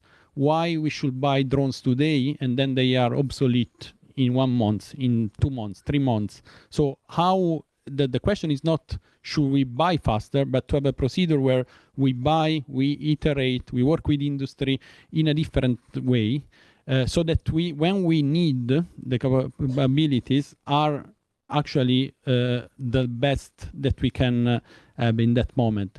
Countering EEAS is the same. A lot of nations were with this question. I have this financial framework, and why should I buy this now and then in 2 years what happens? So again, different procurement mindset, defense as a service, lease contracts. This is what we are trying to achieve. Anything? Anyone else would like to answer the questions? No? Are there more questions in the room? Yes, please. I see 2 hands at the back. Danilo, thank you very much. Hello, my name is Victor, and I'm working at DG Expo at the European Parliament. I'm having basically 2 questions, 2 short questions. You mentioned that Russia would like to have extraterritorial gains besides Ukraine, and in this sense, what do you think? Which countries would Russia like to attack? If you're thinking so, would it be Baltic states, Poland? To where do you think Russia would like to go, if it would like to go in a military confrontation with Europe? And second question would be, given all these aspects of current, let's say, European rearmament, and the fact that Russians are kind of maybe, and Ukraine of course better settled than we are, do you think maybe that we are already losing the match, or we could still somehow manage to get at the same level as Russians are, or maybe outmatch them? Thank you. Thank you. And the other candidate with a question, please. Hi, I'm Paul Dahlke, Head of Technology Management of Naval Vessels Lürsen, one of the biggest naval shipbuilders in Europe. My question would be asking to NSPA, what differs you from OCCA in terms of being more quick in procurement? We know the OCCA processes take more than years to be implemented between the member states. How is it with NSPA? And the second question would be, you asked for service models, defense as a service, ISR as a service, whatever. What kind of initiatives do you really plan, and how can we also support you in doing these initiatives? Thank you so much. Thank you very much. Who's prepared to answer the questions about? You know, I think about Russians and about what country they're going to attack, I do not know. But just I think you should see the border of Russia and to look those countries which are worried more than you. First of all, Poland and Baltics. And if you are asking me how we can come over this gap between us and them, you know, it's quite ridiculous. I mean, for me, and I think also for you, comparing GDP of Russia and NATO countries. Look, it's insane. We are sitting here in Brussels, in the heart of Europe and NATO, and discussing we can come over country which has GDP like 10% of all countries, NATO countries, maybe even less. Why it happened? So maybe it's not about money. It's about not about mighty. It's not about civilization. Maybe it's something about different. I think it's competition of decisiveness. It's not competition of money, armies, people, mindsets. It's competition of decisiveness. They have very clear plan and they're going to achieve it. That's it. They doesn't have doubts. They doesn't have procedures. Doesn't have some, you know, internal political issues. They have plan, they have goal, and they're going toward this plan last 20 years, starting 2005 in our country. And I think that is the problem. We are not decisive. We doesn't have this plan. For example, if you ask European countries and EEAS or NATO countries, what is their plan for Ukraine, they will not answer you. They have many discussions, many coalitions, many kind of platforms, but there is no real plan. If you ask Russians what the plan for Ukraine, they really know what they want. They want to occupy it or destroy it. That's it. It's much more simple. So when you have goal, you are much more decisive. So I think we should be more decisive. It is not about, you know, money. It's not about organization. It's just mindset of those people who are taking decisions. First of all, you and leadership of these countries, decided to decide what they are going to do when drone literally will come to Brussels. What do you think they're going to do? Even a NATO charter says they should start consultation. No attack, no killing enemies. What you can do is just use F-16 against Shahed. It's millions against a couple of thousands of dollars. That's it. So I think decisiveness should start now with the mindset. Of course, all this process should be aligned. All this process should be followed. We should build strategies. But some people in your countries, and I believe that intelligence is doing that, or maybe NATO doing that, someone should say, what if not? What if tomorrow? What if? And when you are starting to think this way, you will definitely understand what you're going to do. Unfortunately, it looks like not all countries starting think this way. Poland started. Baltics started. Some Scandinavians started because they're very close and they're afraid and they know that no one will help them. Unfortunately, NATO as a structure, as a body, as an entity, I think didn't start. What if they come? Because even now, when they're coming, we doesn't have answer.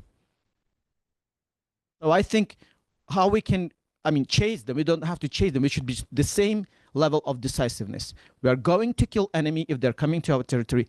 Doesn't matter. It follows our politics, strategies. We should kill them. That's it.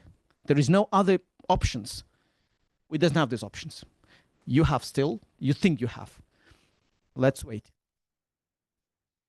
Thank you very much. And there was a question for NSPA. Christian, please.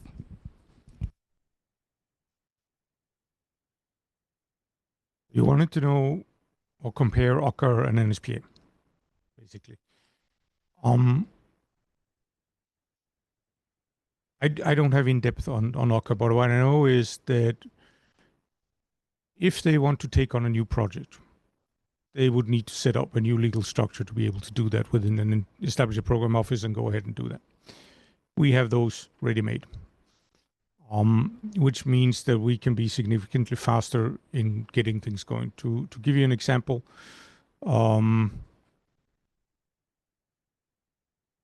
we have recently, for one of our member states, purchased some American-made unmanned aircrafts. The typical lead time for a nation state to make that contract is 2 years. We did it in 4 months. Fast enough? Maybe, maybe not. What was the biggest problem?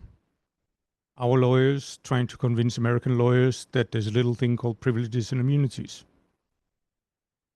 So basically core issues of who are we as an international organization versus a commercial industry that wanted to be able to sue everything out of us in an American state, which we couldn't live with.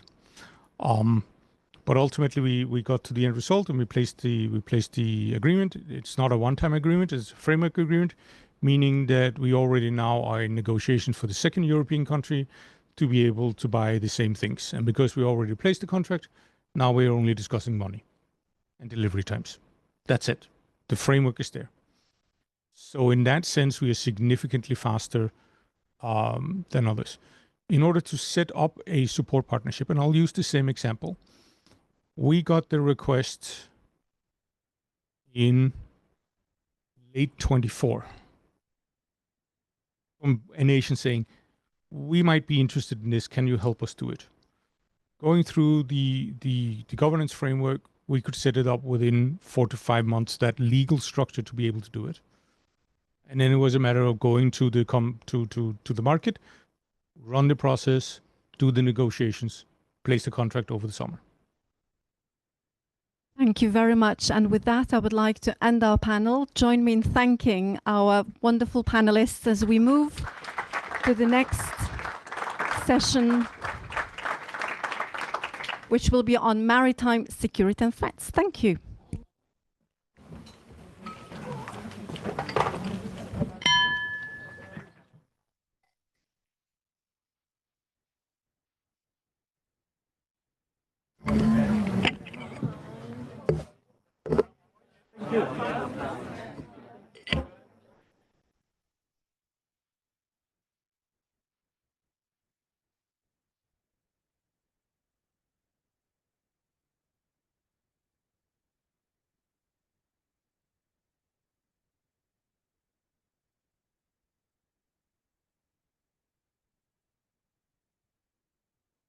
Thank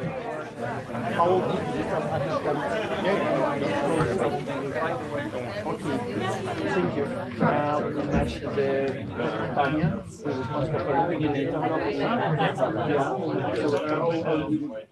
all message that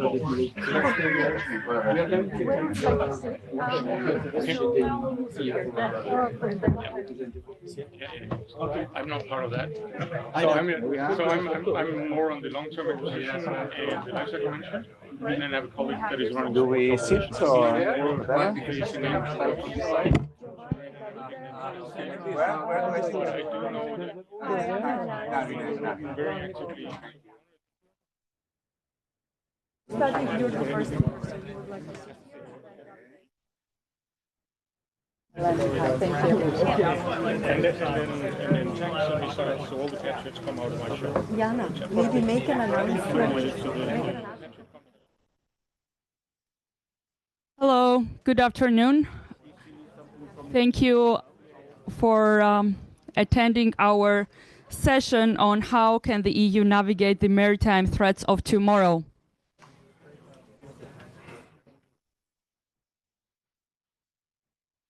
For those of you who are attending, I would like to kindly ask you to take your seats. Thank you.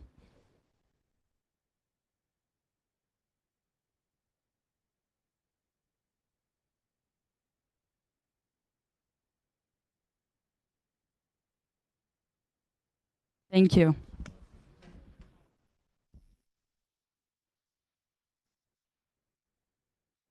Well, I think we're almost there.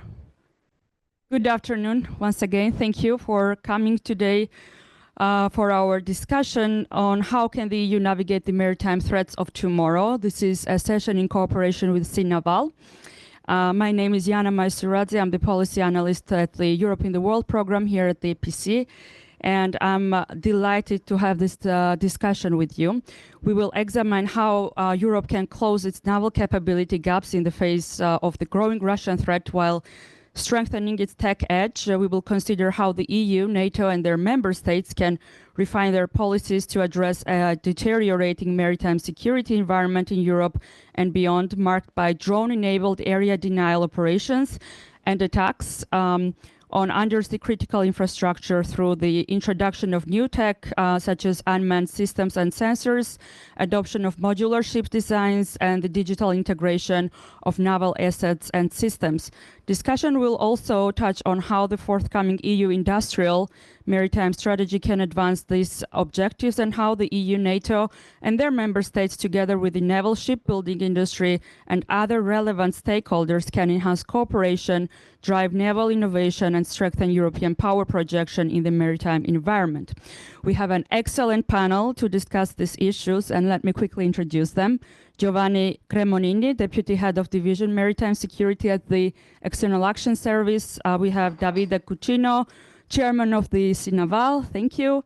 Ionela Maria Ciolan, Research Officer from Wilfried Martens Center for European Studies, and our very own Mihai Chihaia, Policy Analyst at the European Policy Center.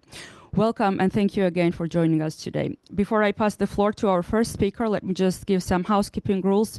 We have exactly 1 hour to discuss the aforementioned issues. I will start with a few opening questions to the speakers, and then I will engage in a conversation with them. Afterwards, I will open the floor to you, the audience. If you have questions online, please post them and make them concise so I can read them at glance. And without further ado, let me turn to our panelists. Let me start with Giovanni. What is the EU's approach to maritime security, and what is the importance of the maritime domain for Europe? What do you think are the threats in the maritime, and how the EU is planning to tackle them? Thank you. Thank you. Thank you very much, Jana, and hello to everyone. Thank you for your interest in maritime security. I was asked to start by outlining why the maritime domain is important for the EU, but I think you all know. I'm not going to explain to you why it's important. You know that 80% of international trade passes through the sea, and over 90% of data are carried by submarine cables. So for many reasons, maritime security is essential. And that's why in 2023, the EU has revised its maritime security strategy. We have a revised maritime security strategy dating from October 2023, accompanied by an action plan. And next year, in fact, there will be a new, it'll be the first report on the implementation of this strategy. In October, probably. If you look at the strategy, you will see that certain things loom large. Of course, you see a description of the interest of the EU, the objectives. You will see a stress on international maritime law, the importance of the United Nations Convention of the Law of the Sea, and the concept of freedom of navigation to protect the sea lines of communication. Also, the strategy has certain strategic objectives, and among these, the top objectives, you will find that the EU aims to lead on maritime domain awareness, because we identified this as an area. There is a precondition for maritime security. You have to start by knowing what's going on to control maritime space. And also, you will find that one of the strategic objectives is to, as you put it, to manage risks and threats. And among these risks and threats are cyber security risks, hybrid risks to maritime security. And here, the underwater domain plays a particularly important role. You have seen in the news over the last few months and years that the critical submarine infrastructure has come under attack, under hybrid attack. Pipelines being blown, both power cables and data cables being cut in hybrid incidents. In particular, between November 2024 and January this year, there's been a spate of incidents in the Baltic Sea. So, as a response to that, the European Union has issued an action plan on cable security, submarine cable security in February. And one of the measures, the specific measures outlined in this plan is the creation of regional hubs for cable security in the European sea basins. And last month, the European Commission, DG Connect, has in fact launched the first call for applications from member states to come forward and with consortia of member states in each sea basin. The Commission will fund these regional security, maritime security hubs, starting with specifically focus on cables, but these hubs then can be can broaden their scope to cover also aspects of maritime security towards a holistic approach to the security of, in particular, the underwater domain. We have also, as a concrete initiative, or something that we're doing to protect, to prepare ourselves to protect the submarine infrastructure. A maritime security exercise at the EU level. Every year we have an annual EU maritime security exercise. Next year this exercise will take place in Finland, off the coast of Finland in the Baltic Sea, with a scenario of an attack on a submarine cable. And this will involve several member states. It's at EU level, hopefully actually as many member states as possible. And it will be both a tabletop exercise and a live exercise. It will be a live exercise probably in September, October 2026. We have some specific capability projects that target the maritime domain. I would like to mention just two.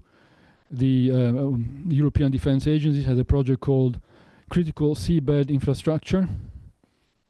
This is for underwater situational awareness, super also for submarine warfare and uncrewed underwater vessels, very important. And ultimately, the objective is to have an integrated multi-domain awareness stretching all the way from space to the seabed. Second project is the Maritime Surveillance Project, which is a network for maritime domain awareness information between member states. And this will aim at near real-time sharing of surface and underwater data.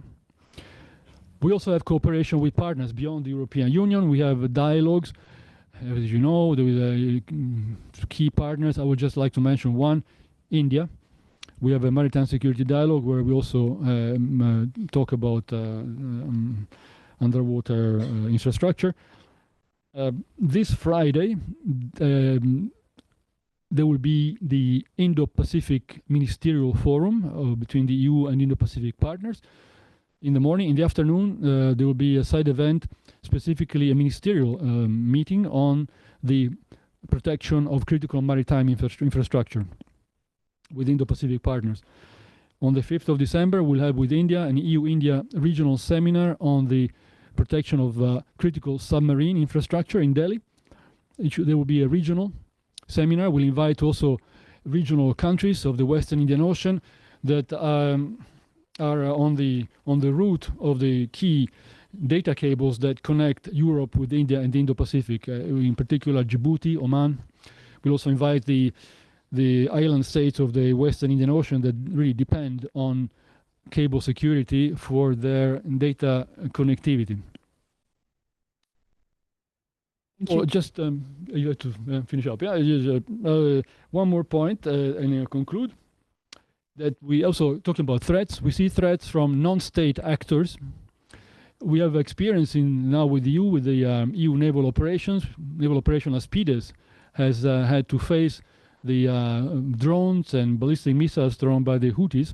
This is a real kinetic experience that the European Union has accumulated. And we have seen here also experience in asymmetric warfare. This non-state actor, send drones, missiles, And this can be very effective. The drones can be both surface and underwater. So you can't really shoot down a drone with a missile because a missile is much more expensive than a drone. So you have to find more effective, cost-effective solutions. In fact, we have had the first examples of helicopter shooting down drones with the helicopter gunfire, which is, I think it was the first. So this shows that there can be also innovative solutions that are less expensive and as effective. So in conclusion, I think to face threats to maritime security, we need innovative solutions. We need new capabilities, starting with maritime domain awareness, but also to make use sometimes of existing capabilities. And we have to find solutions that are effective against threats, at the same time are cost effective. Thank you. Thank you for drawing the picture from the EU perspective and also offering solutions to the existing problems. You also mentioned the partners that EU is having and enhancing their partnership with, but we will come back to it later in the discussion. Let me turn to Davide now, and you're coming from the industry, being the chairman of the Naval. So what is the naval industry perspective? What is the role of the industry and in the EU security and defense in the current context and the strategic thinking at the industry level? What are the threats that the industry is identifying? Let me spend 30 seconds about Naval, which is partnering with EPC since a while. And Naval is a small organization of 7 shipyards, 7 shipbuilding system integrator, as we like to call it, under the umbrella of Sea Europe, which is the larger organization in Europe for shipbuilding and equipment manufacturing. 7 shipyards, 7 shipbuilding system integrator that, however, cover 90% of the shipbuilding production in the continent, with a large turnover, 10 billion euro, and especially giving 40,000 jobs to European citizens in 2023. You may imagine that with what has happened in the last couple of years in the defense sector, this number has grown. With EPC, we are currently carrying out a collaboration in the naval maritime domain. We have done a couple of conversation on what happened so far and how we want to build the ship of the future. Let me also highlight one thing. When we talk about shipbuilding and when we talk about innovation, generally people think that we are talking about an oxymoron, because we are identified as shipbuilders, as an industry which is purely heavy, which is and which was probably relying upon the construction of platform. And while concepts like artificial intelligence, quantum technology, digitalization belong to another world. In fact, this has changed, and there is and the circumstances has made this changing. And in fact, all Naval members, all 7 shipyards so far have become system integrators and providing a lot of new innovation and technologies in the ships and the vessels they are producing. So while there are investment in surface and in underwater technology, certainly this is important, but there are a lot of intangible technologies that are arising. I make a couple of examples.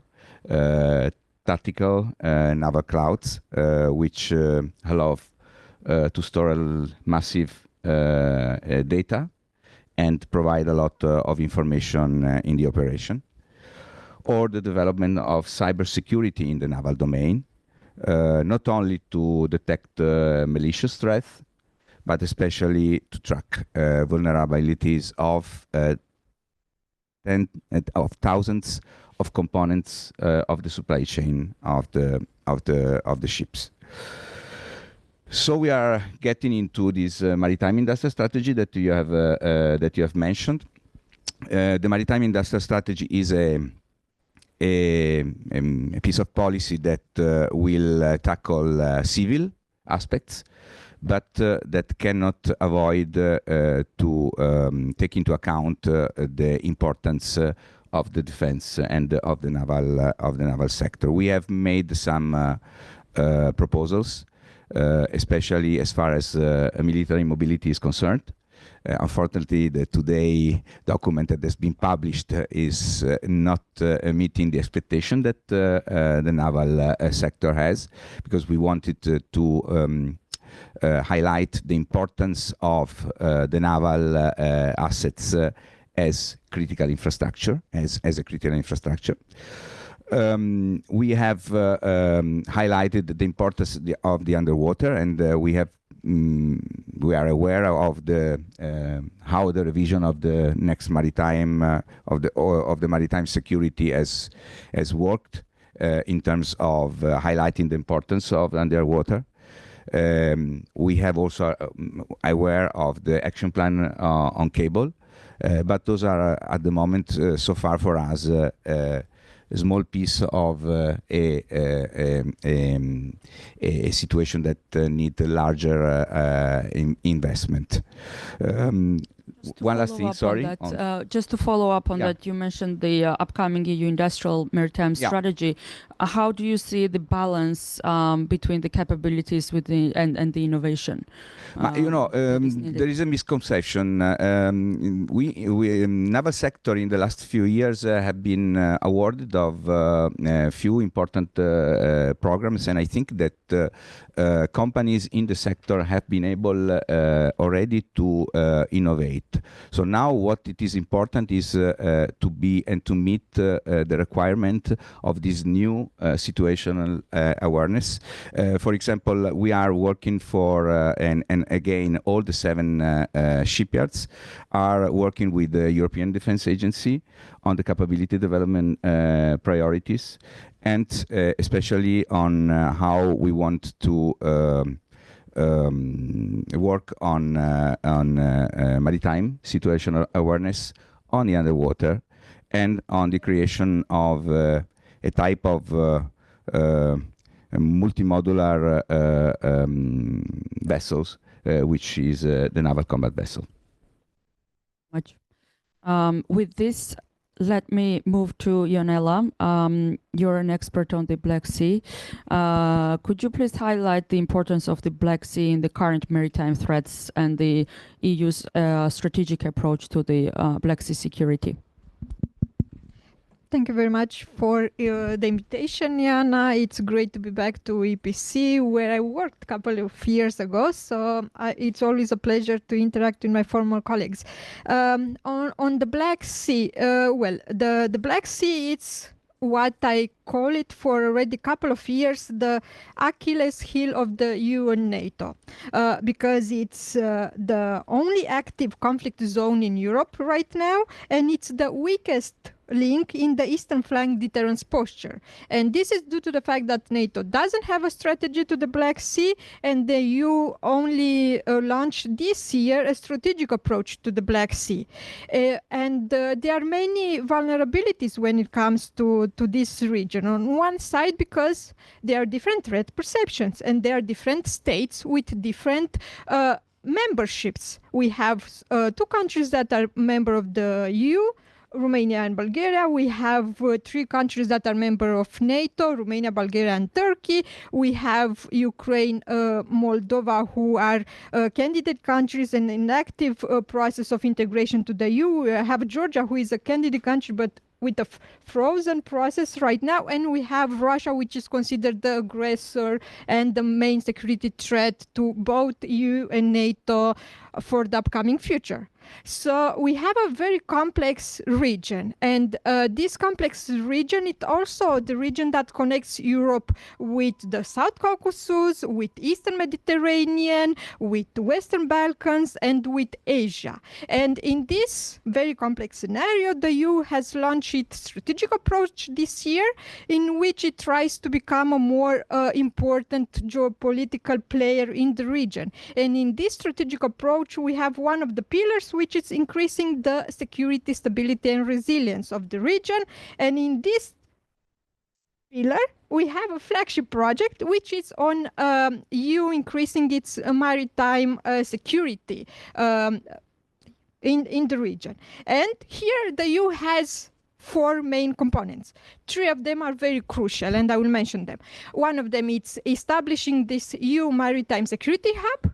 Then, of course, the EU to do more on demining operations in the Black Sea, and then, of course, increasing the regional cooperation and the EU involvement in military mobility in the region and also protection of critical infrastructure.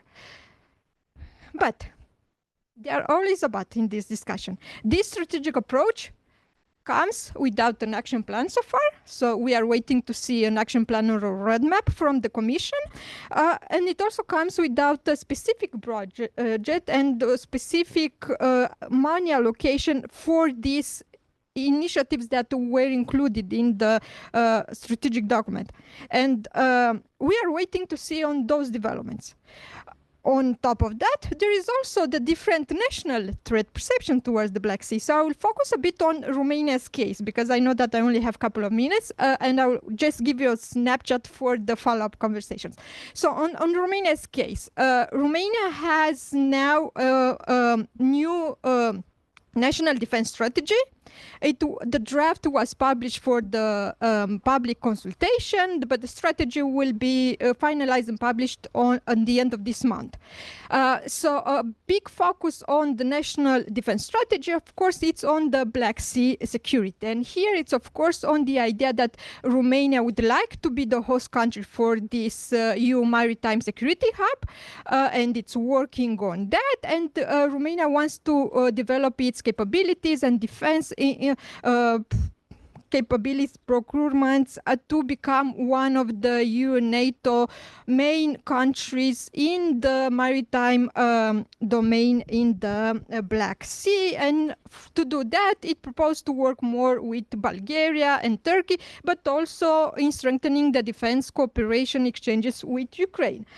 So we have this let's say, initiatives and the desires to strengthen more the regional cooperation, but at the same time, I feel like the move or the speed of the moves that are in the region are not enough for the security threats that we have in the region.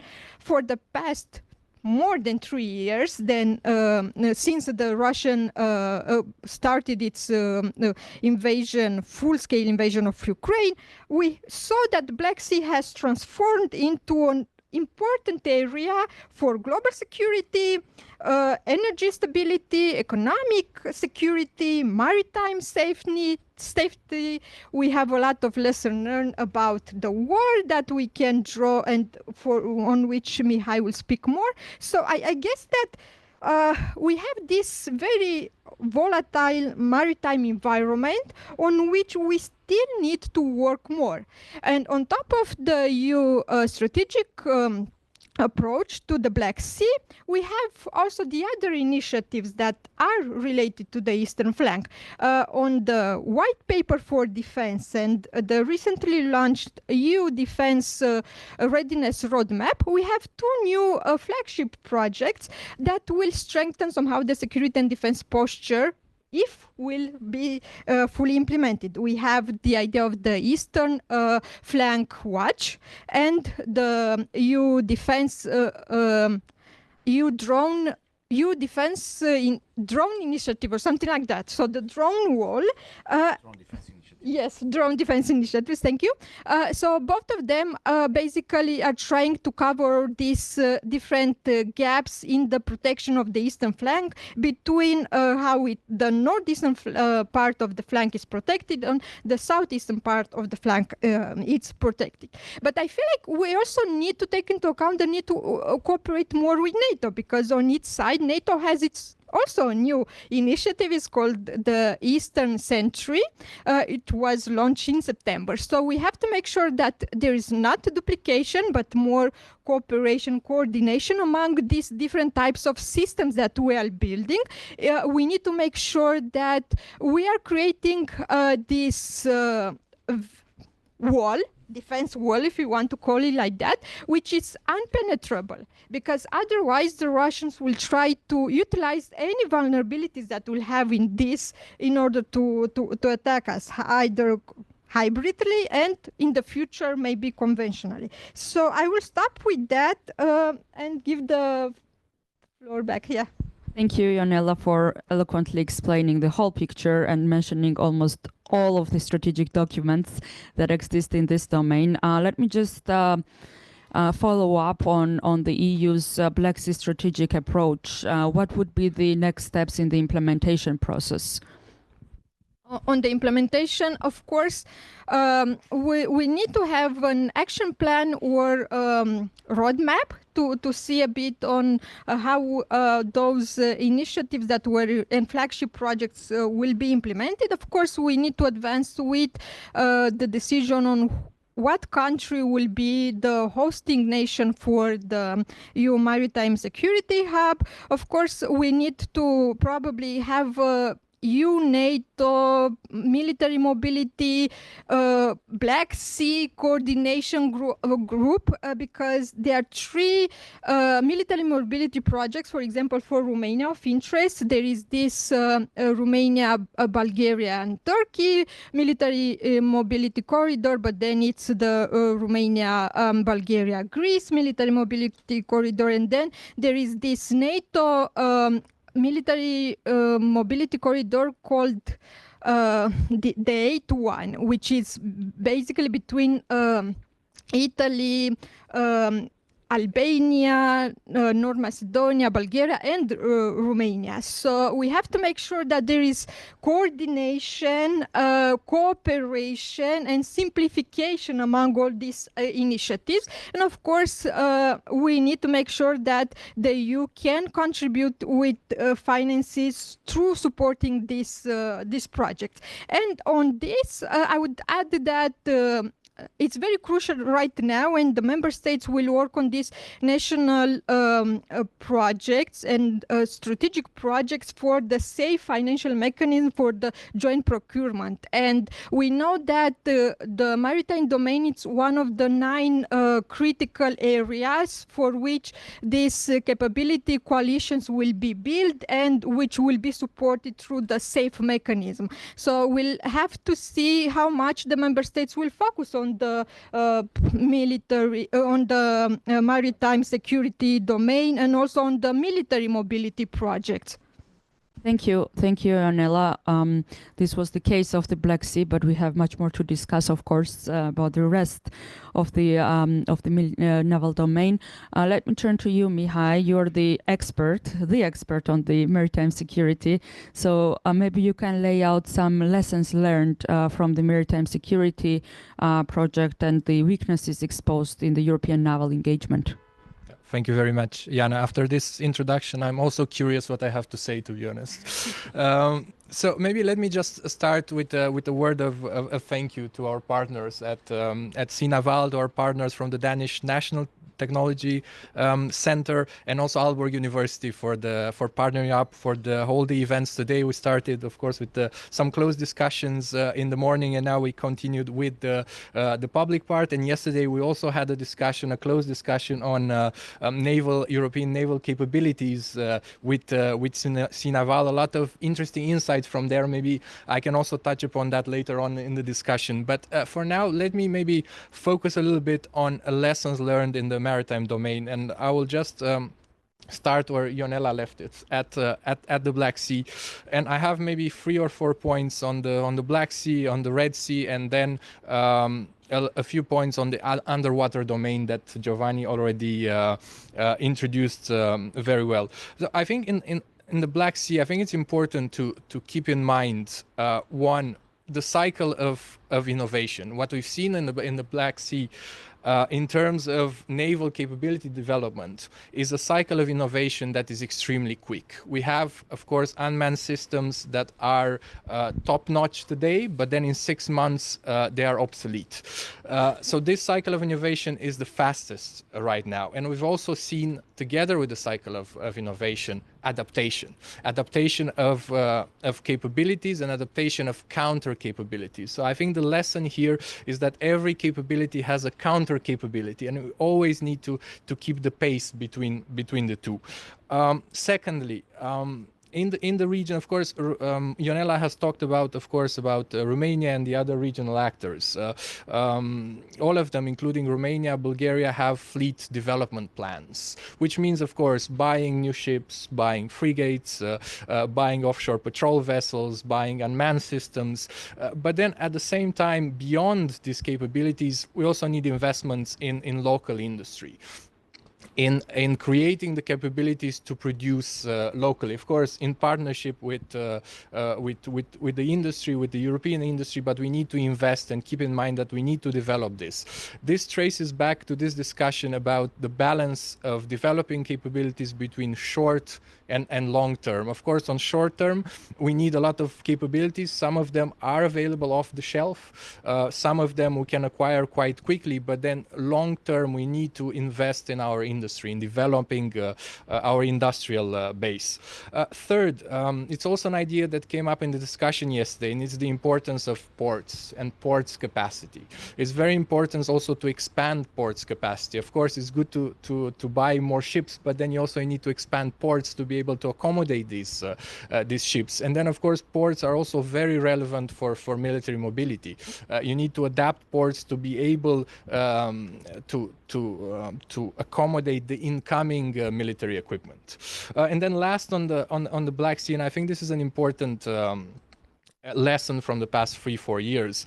And I think the general idea here is that with small navies, you can deny sea access. You can deny sea access with unmanned systems, but then bigger navies always have the capacity to reproduce. And then here it's important that we still need to invest in larger platforms, not only in unmanned systems. And then here, this of course goes to this debate between the right balance between traditional naval capabilities and emerging one.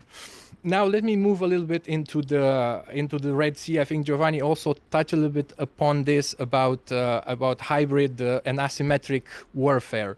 And of course, we've seen for the past almost 2 years the Houthi attacks against shipping in the Black Sea. I think for me here, the most important trend is to see that these attacks have become gradually more complex.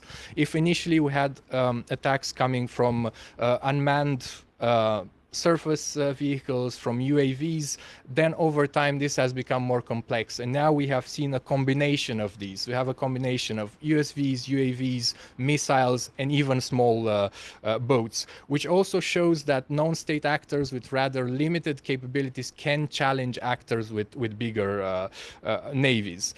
Then in the Red Sea, we've also seen quite a few operational pauses, and we also have one now, at least at declarative level, but we shouldn't take these as granted. The Houthis still retain capacities to disrupt shipping, and the shipping will not return to normal tomorrow. Then we have in the region, of course, Operation Aspidis. I think Giovanni also mentioned it. I think here I would like to add that the operation also has a political and diplomatic tool. Of course, besides supporting shipping and guarding shipping and its defensive nature, it's also a political and diplomatic tool in its sense that it helps develop relations with the countries in the region, and this can only help increase EU's credibility. Then moving into the underwater domain, we've seen, of course, incidents involving cables also in the Red Sea. I think most recently in October, these have caused internet disruptions at a quite a big scale, I would say.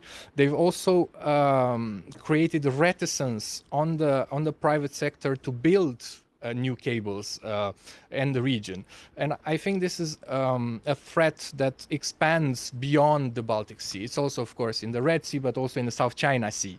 And then deterring attacks on undersea infrastructure, because these disruptions can have, of course, natural causes, but then can also be the cause of sabotage. And deterring these attacks, the sabotage, it's quite a demanding task. We also are talking about different operational environments. The Baltic Sea is a space that is very well mapped. The Black Sea is different than the Baltic Sea, and then the Red Sea, of course, has its own particularities, and then the South China Sea again is very different. And the Mediterranean, of course, absolutely.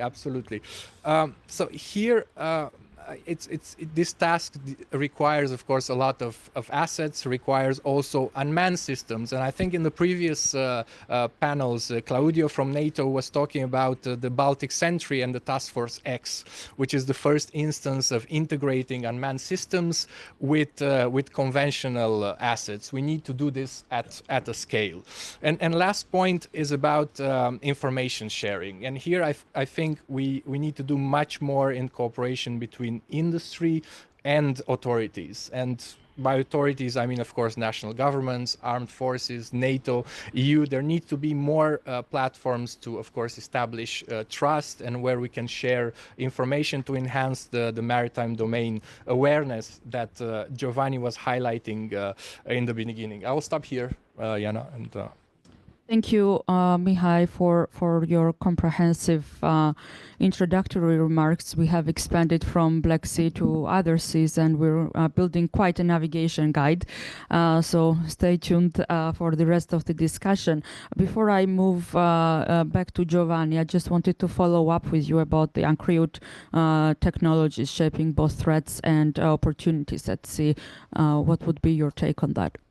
Well, maybe two points here. A positive one is that the proliferation of unmanned systems actually helps us to acquire this maritime domain awareness. It increases our capacities to know what's happening at sea, because this is what maritime domain awareness means, right? To know what's happening and to know in real time. At the same time, the costs of some of these unmanned systems is quite low. And what we see non-state actors being able to acquire them, being able to upgrade them, like in the Red Sea. Of course, the best example is the Houthis, but we might see this more often in the future. Thank you, Mihai. And let me go back to all of the panelists, in fact, because to some extent you have all mentioned innovations and capabilities. So how do we support further innovation and the development of emerging and disruptive technologies in the naval domain? I mean, how do we close this gap when we are also developing the new maritime strategy at the EU level? So you also mentioned partnering up, Giovanni, and you also mentioned what we need to do in the cyber and undersea domain. So maybe you can expand a bit on that. Thank you.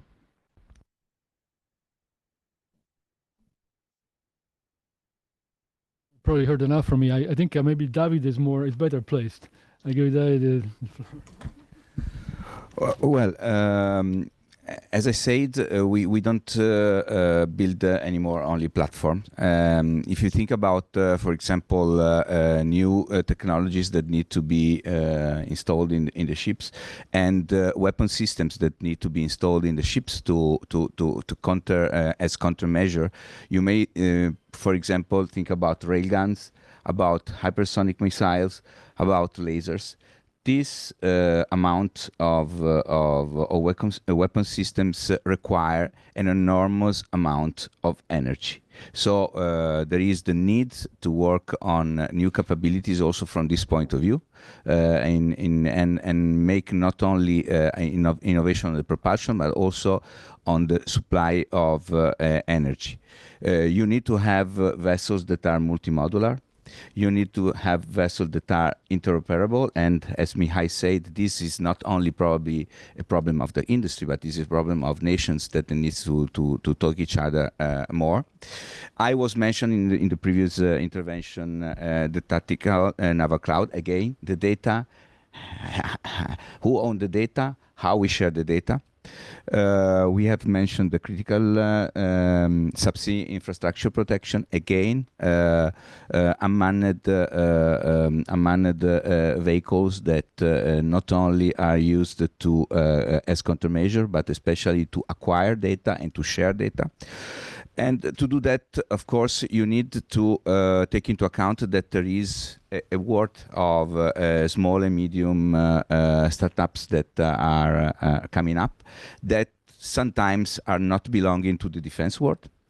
We have said in the previous panel that we have an issue with venture capital in Europe versus how this is dealt in the United States.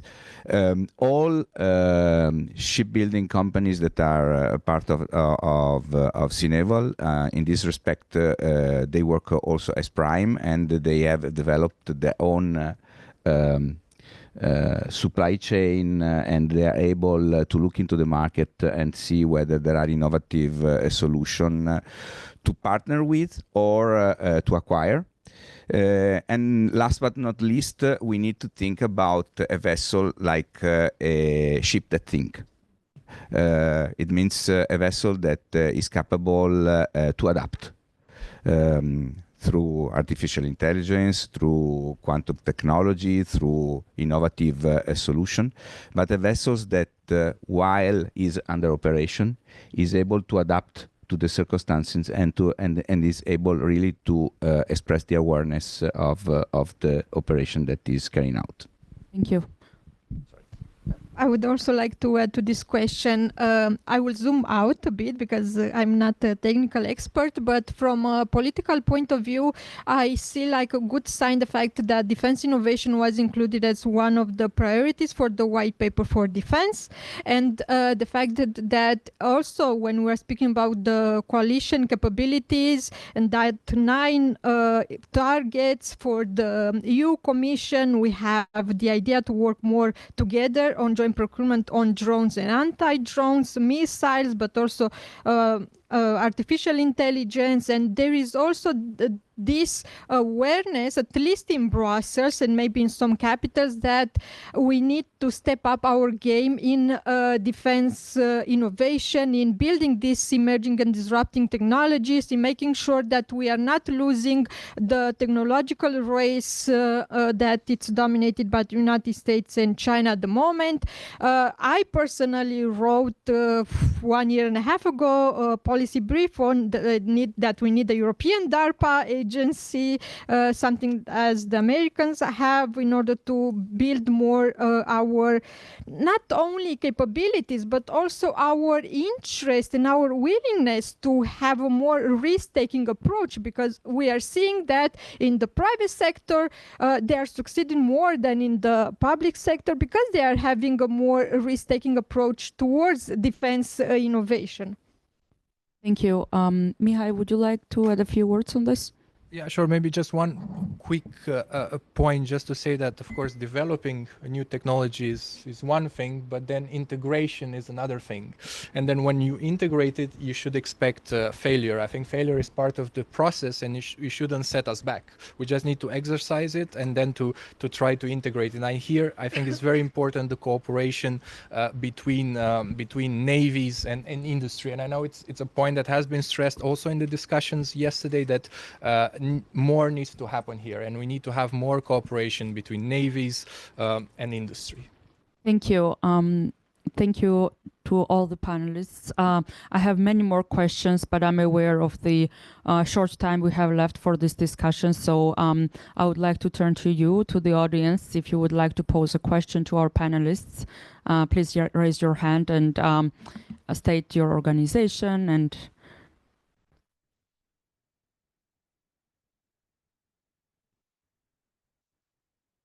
thanks, Danilo.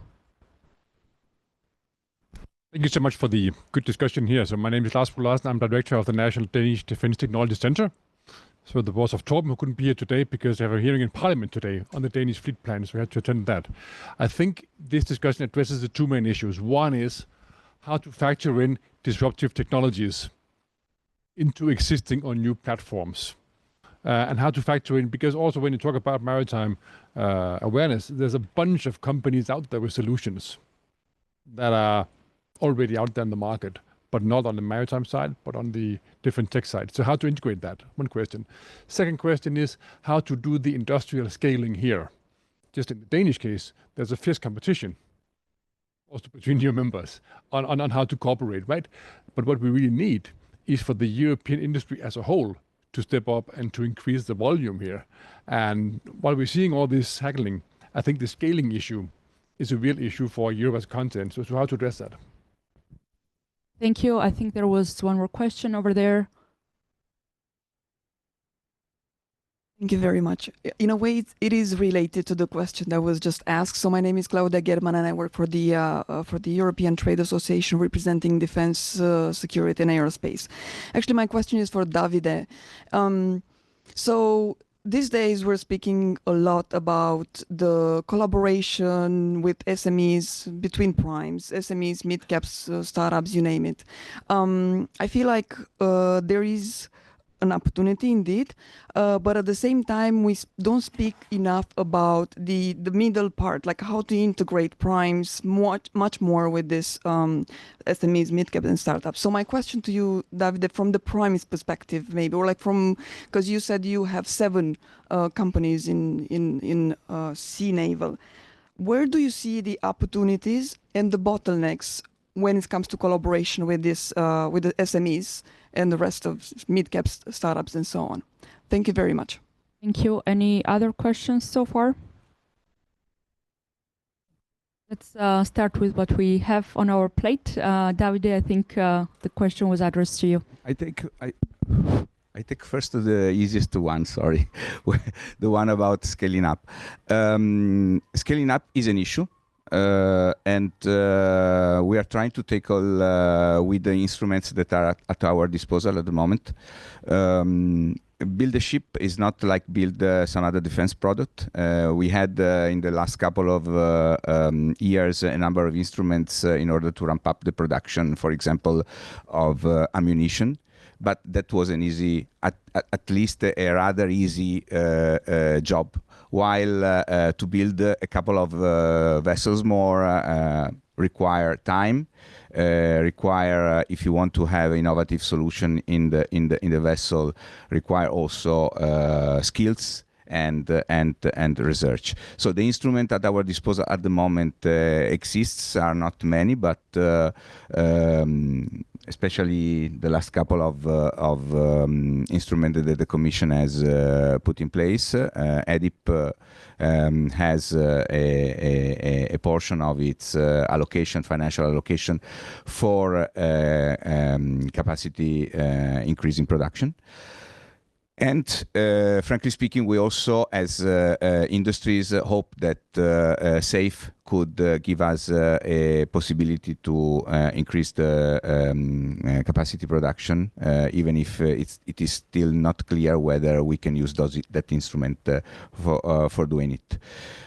On the top of this, there are the private investment, and I believe that all shipbuilding companies at the moment, they are thinking and doing as much as possible, because in any case, the shipyards are, I mean, the world of shipyards is quite saturated. You don't have a lot of shipyards that are capable to build especially large ships. and therefore the only way is to think about also how to invest privately. On the collaboration with SMEs, I can give you the example of the company I represent, but I'm sure that my colleagues and their respective company has the same or similar patterns. We launch some call for becoming part of our supply chain, and regularly every year we organize an event where we collect all the and we invite all the potential suppliers and our actual suppliers in order to interact and to learn from them what they can offer in terms of innovation. We had the last one 2 weeks ago in Naples, and I believe that the other companies are doing similar exercises. The bottleneck I was mentioning a few moments ago, I believe that many companies are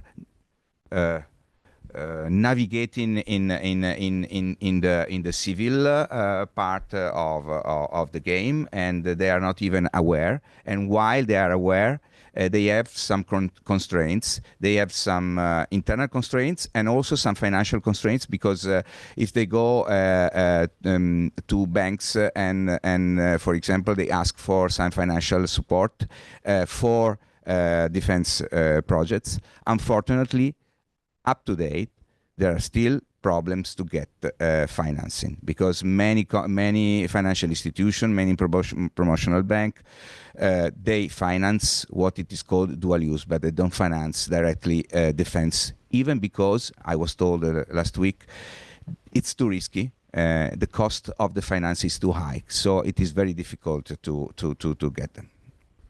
Thank you. Would you like to add to this? Yeah.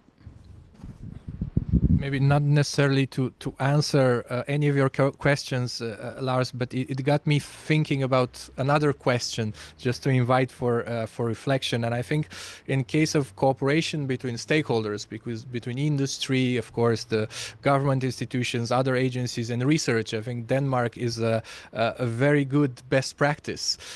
But this is not happening in some member states. So for me, a bigger question is, how can we not replicate the model, but how we can incentivize cooperation between all these stakeholders? Just a thought for further reflection. Thank you. I think we have time for one more question, if there is anything. Please.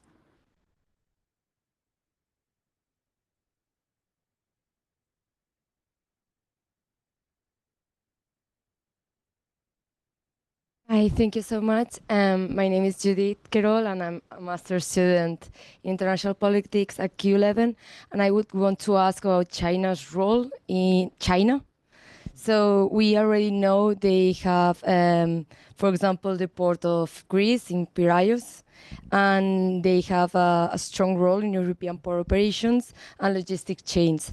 So my question would be, what are the safeguards needed to prevent foreign influence, Chinese influence, or data access from them that could jeopardize maritime domain awareness or naval deployments? Thank you. I think this is for you, Giovanni. Yeah, no, it's a good question. No, I mean, we know we do have we are aware of the problem. It's not that we are completely unaware. And that I think as European Union, there are certain things that are being done, in the investment screening. So when you talk about investment in ports, I mean, there's a screening of foreign direct investment. And we are aware of the growing presence of China, also in the maritime domain. You know that China, I was talking earlier about our operation Aspides in the Western Indian Ocean. China has a base in Djibouti where they keep permanently 2 or 3 ships. They also have submarines that are very active also in the Indian Ocean. So the footprint is increasing, and this is worrying.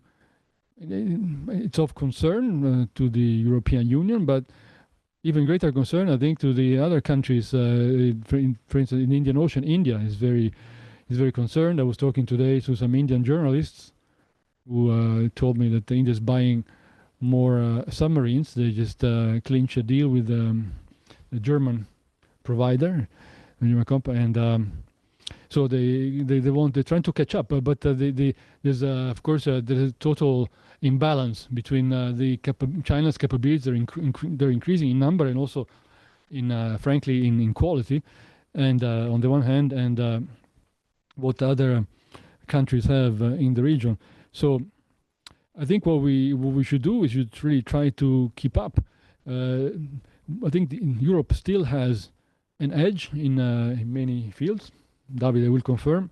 So we have to really try to do all we can to preserve this edge, to encourage, I think, our research and development, as you were saying, in many ways, venture capital. Because I think it's really essential that we maintain this is technological edge. If we cannot compete in quantity, at least we should really be still have competitive in quality.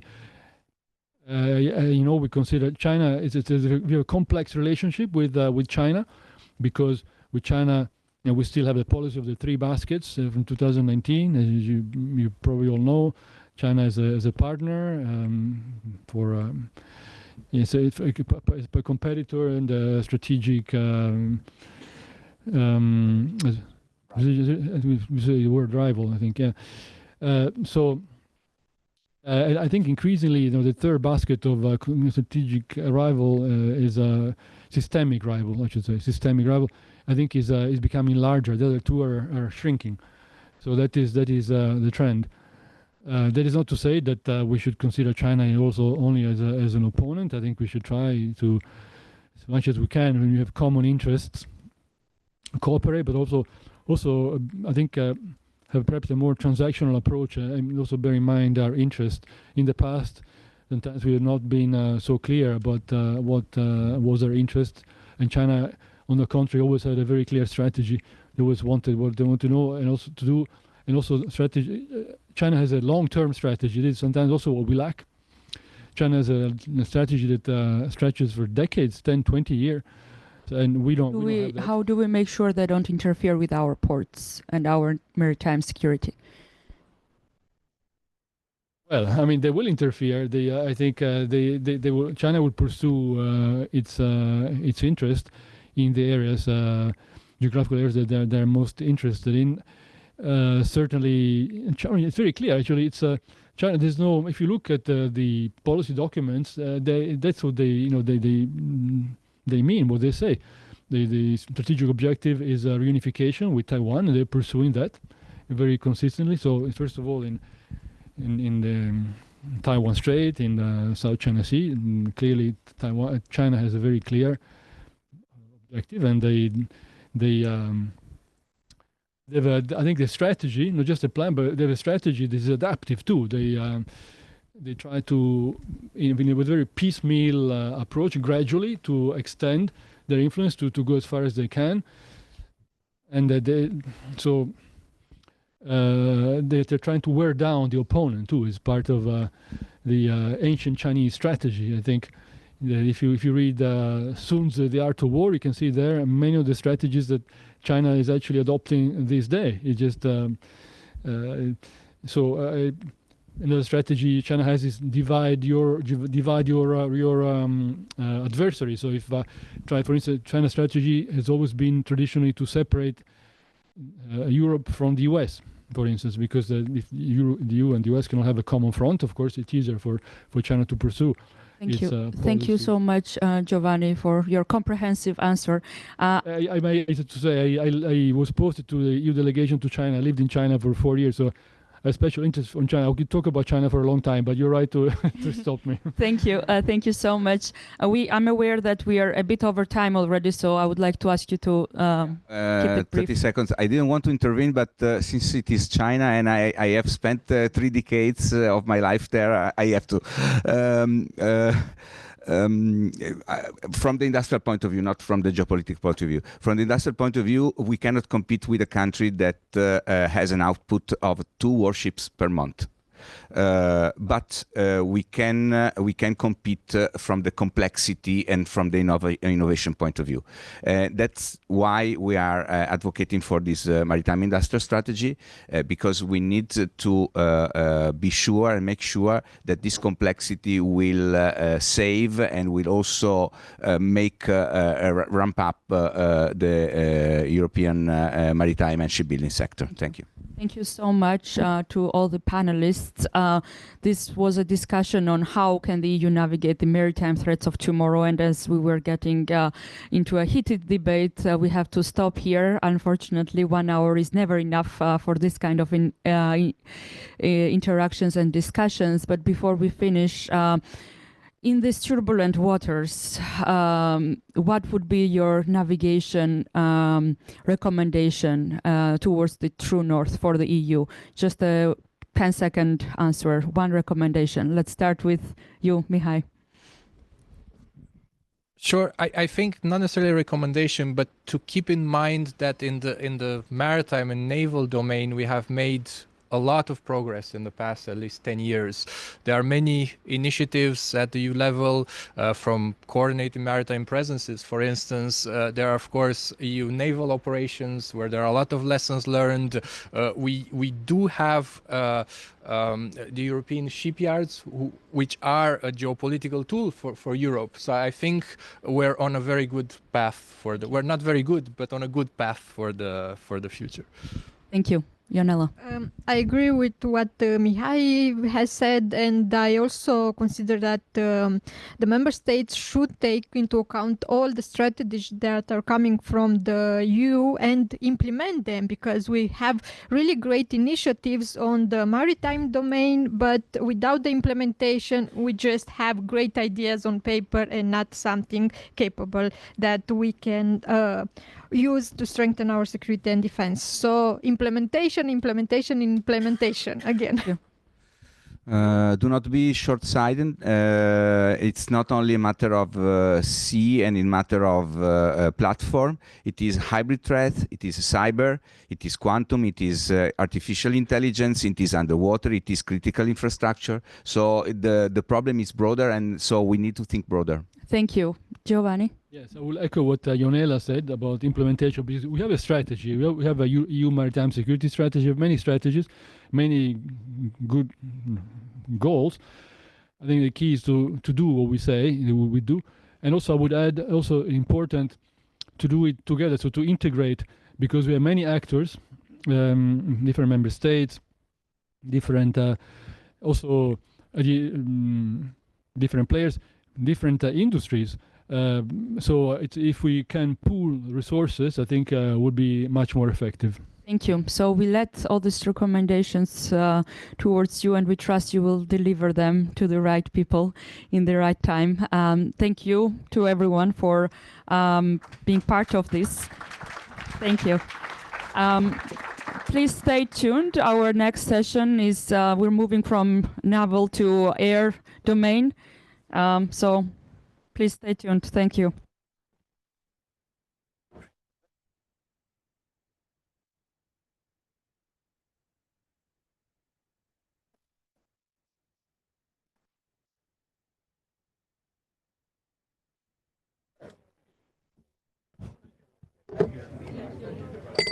Thanks so much for that. I need to go. I need to wrap up a newsletter. I'm very sorry I can't listen, but I will read this with great enjoyment. And, thank you so much for everything. We'll be in touch. Okay. Sure.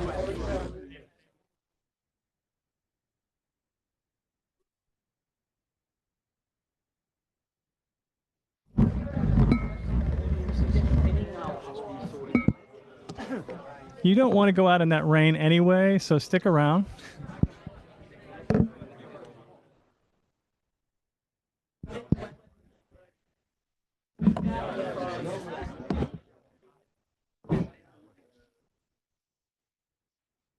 Okay, everyone. Thank you for sticking around. And for anyone thinking of leaving, it's raining really hard, so you might want to stay for this. 5 more minutes. Yeah.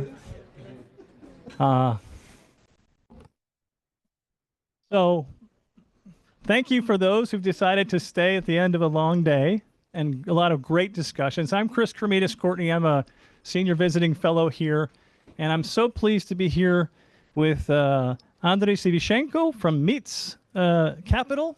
Andrei, welcome. Brigadier General retired Ole Kverno, from Director of the Danish National Center for Defense, Robotics, and Autonomy. Thank you, Ole. Glad to have you here. And of course, last but not least, Ambassador Vadim Pristaiko from UForce. So he's here in his private capacity. And from a personal perspective,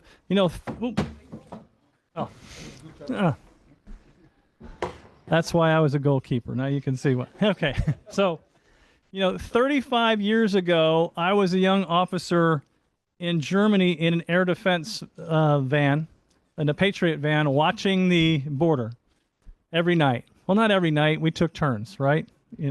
But we knew where the border was. We knew where the Russians were.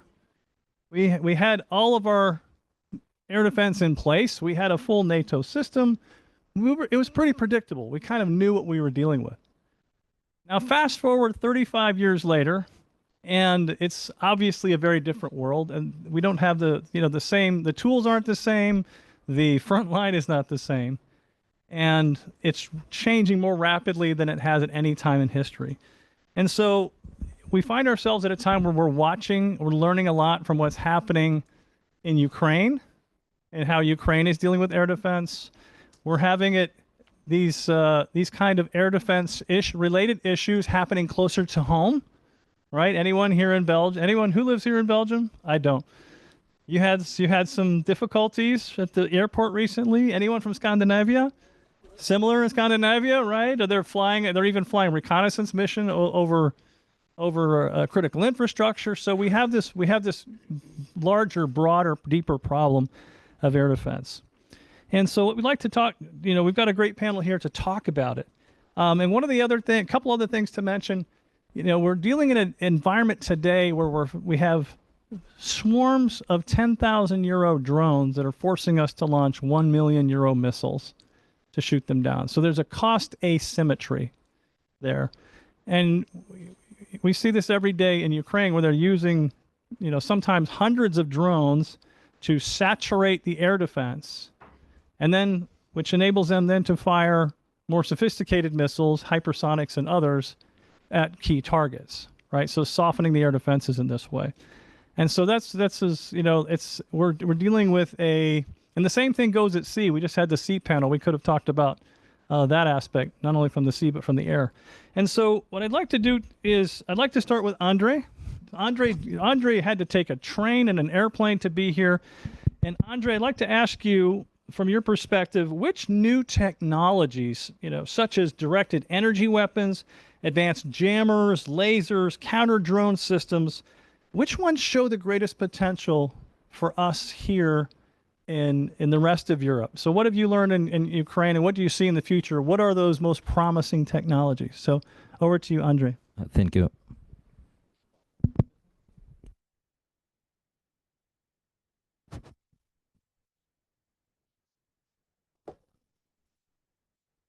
Oh, okay. Thank you very much. First of all, I would like to start from a couple of words about the importance of modern air defense systems. For example, tonight Russia launched a massive combined airstrike against Ukraine. It was almost 500 strike drones and 47 cruise missiles of different types. And our air defense shot down 92% of all drones and 85% of all missiles. It's just for your information. Oh, and I would like to add that I want to highlight that NATO countries already have well-developed ground-based air defense. capable to detecting and countering traditional aerial threats, combat aircrafts, cruise missiles, ballistic missiles, and so on. However, when it comes to modern threats such as deep strike drones and loitering munition or FPVs, there are still clear capability gaps. If we look at this question especially through the lens of counter-drone operations and rely on Ukrainian real combat experience, we can confidently say that all these listed technologies, what you mentioned, have very big potential. Then combined, they create what we call a drone wall, a multi-layered system of detection, identification, tracking, jamming, and destruction of enemy drones. Such a wall can and should be built both around specific critical sites, infrastructure, governmental buildings, military sites, educational institutions, and even cultural landmarks, and across entire regions or even national borders. And about a couple of words about every kind of technologies that you mentioned before. Interceptor drones. It's highly effective tools against both strike and recon UAVs. Today in Ukraine, around 5 manufacturers are producing such interceptors, all of which have demonstrated real combat effectiveness and are now scaling up their production. Directed energy weapon and laser systems also hold significant promise, especially because of their extremely low cost per shot.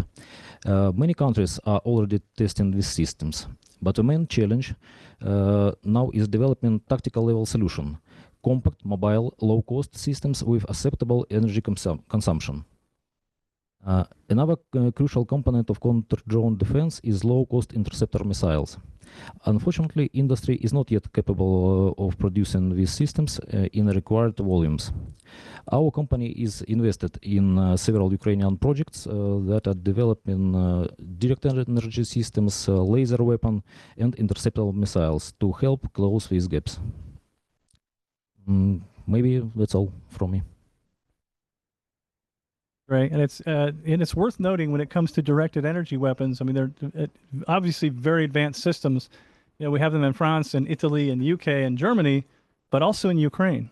And I think that's not well known that you know that you've been developing some of these very cutting edge systems in addition to all the others. And I think in particular, what I find interesting is the sort of interceptor drone, sort of the drone against a drone technology, which I think is very promising. And in some ways, it seems like, do you feel like, do you think or estimate that the interceptor drone solution may be something we can have sooner than having the directed energy weapons in large numbers?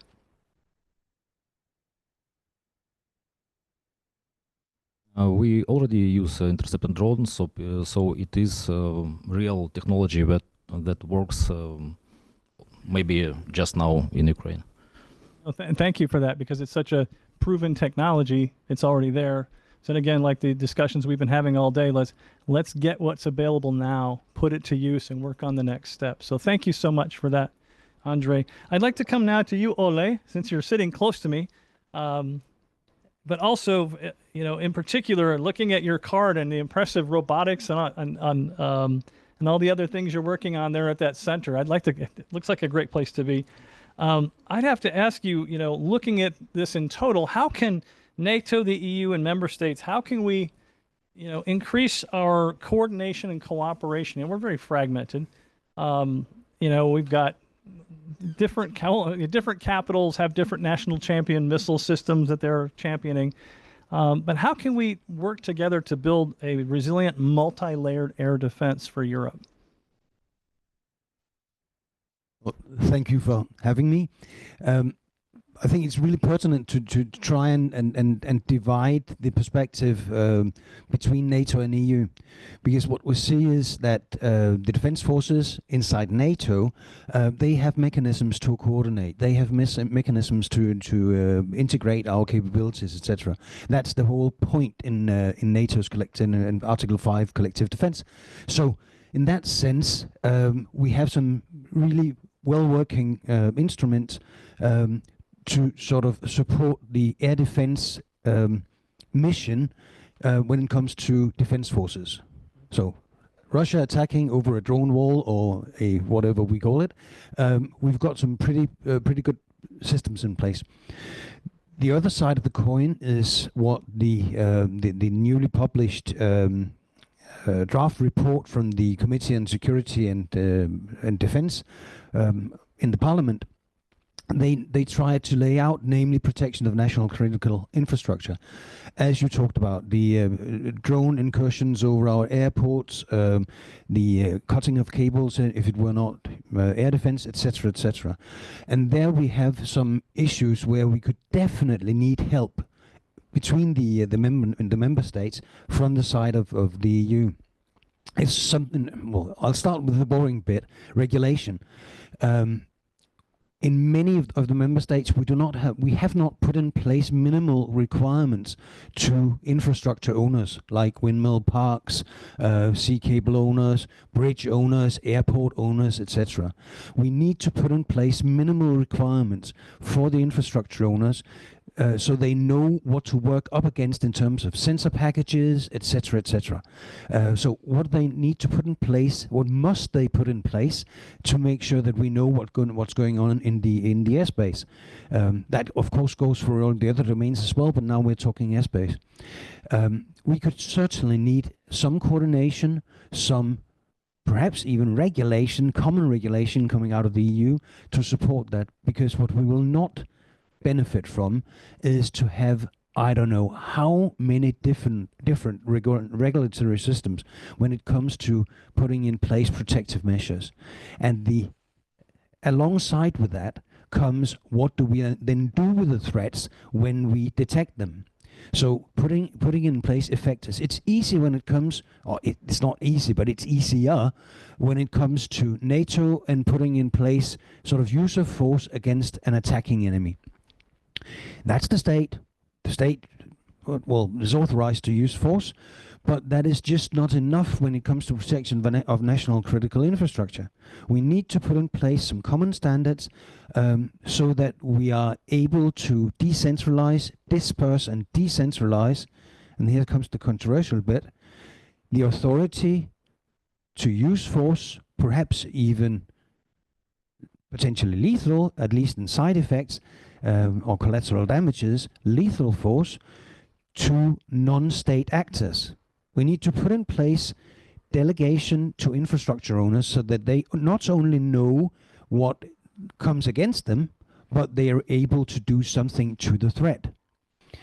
That is controversial thinking, because in many of our countries we will say, no, the use of force, that's a state issue, and we cannot delegate that issue. But perhaps we just have to do that, because in the case of Denmark, where we have such a long coastline and we have so much infrastructure out in the maritime domain, we do not have a chance in hell to disperse or to send out military vessels, or what do I know, Air Force planes or whatever, to the west coast outside in the North Sea, in the Atlantic, to do something to a threat that we can detect 2 or 3 minutes out. So regulation is one, and decentralization of the authority to use power or use force is going to be a controversial issue, but we need to do it. And that goes, of course, for all domains. And let's not kid ourselves. We're not only dealing with a drone threat or an air threat from Russia.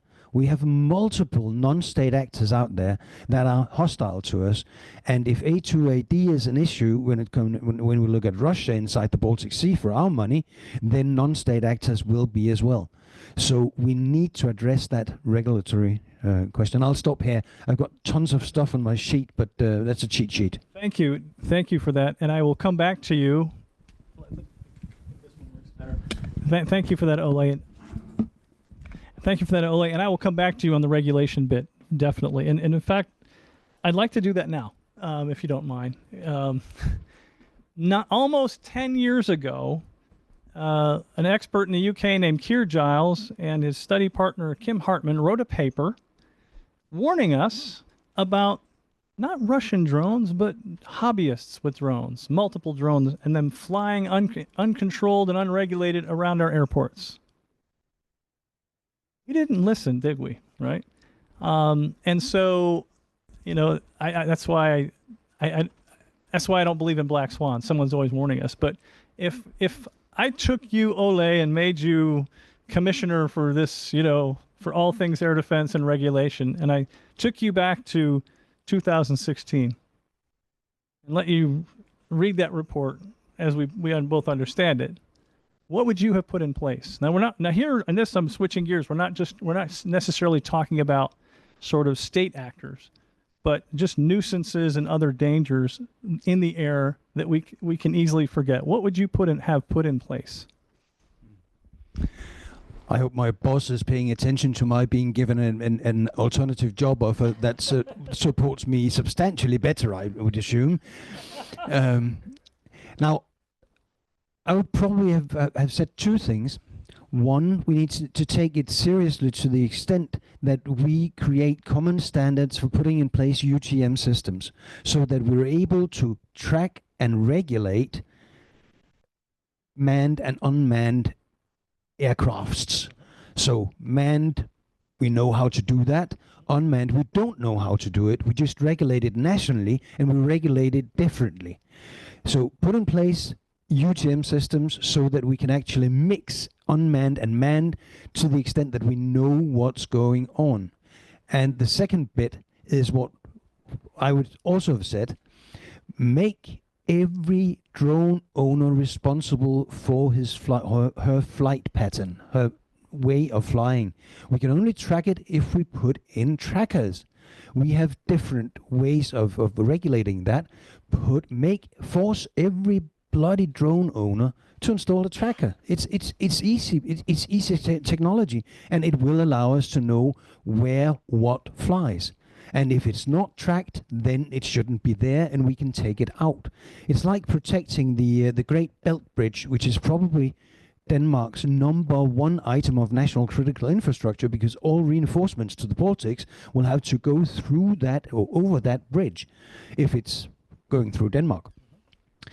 We can make a clean environment where we say there's a no-fly zone, only drones that have gained the permission can fly within this span of what do I know geography. No subsurface vessels at all in near the bridge. We know we can take whatever comes out if if it shouldn't be there, and no passage on the surface under the low bridge, because we can easily detect what's under the high bridge, and it's more dangerous under the low bridge.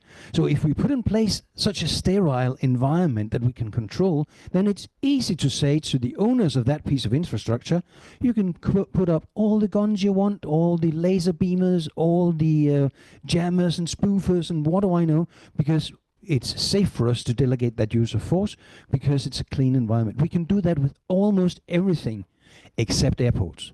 We can't do it with airports. No. Thank you. It sounds like you're talking about making a sort of the way you would have a fence around a company where you would have your own security, have the authority to use certain measures inside of that fence to protect it. So that's a pretty wide fence, but I think that's definitely worth exploring. And I really want to get to Vadim because I think there's so much. We've talked a lot about what we can learn from Ukraine today on a number of issues. And I know, Vadim, you spend a lot of time on maritime drones as well. So, you know, multiple talents and bits of knowledge here. But so two questions for you. The first is, what key operational lessons can NATO and the EU learn from Ukraine on air defense? And secondly, I want to draw on your maritime experience. Are there any maritime lessons from Ukraine that could be applied to operations of air defense in Europe?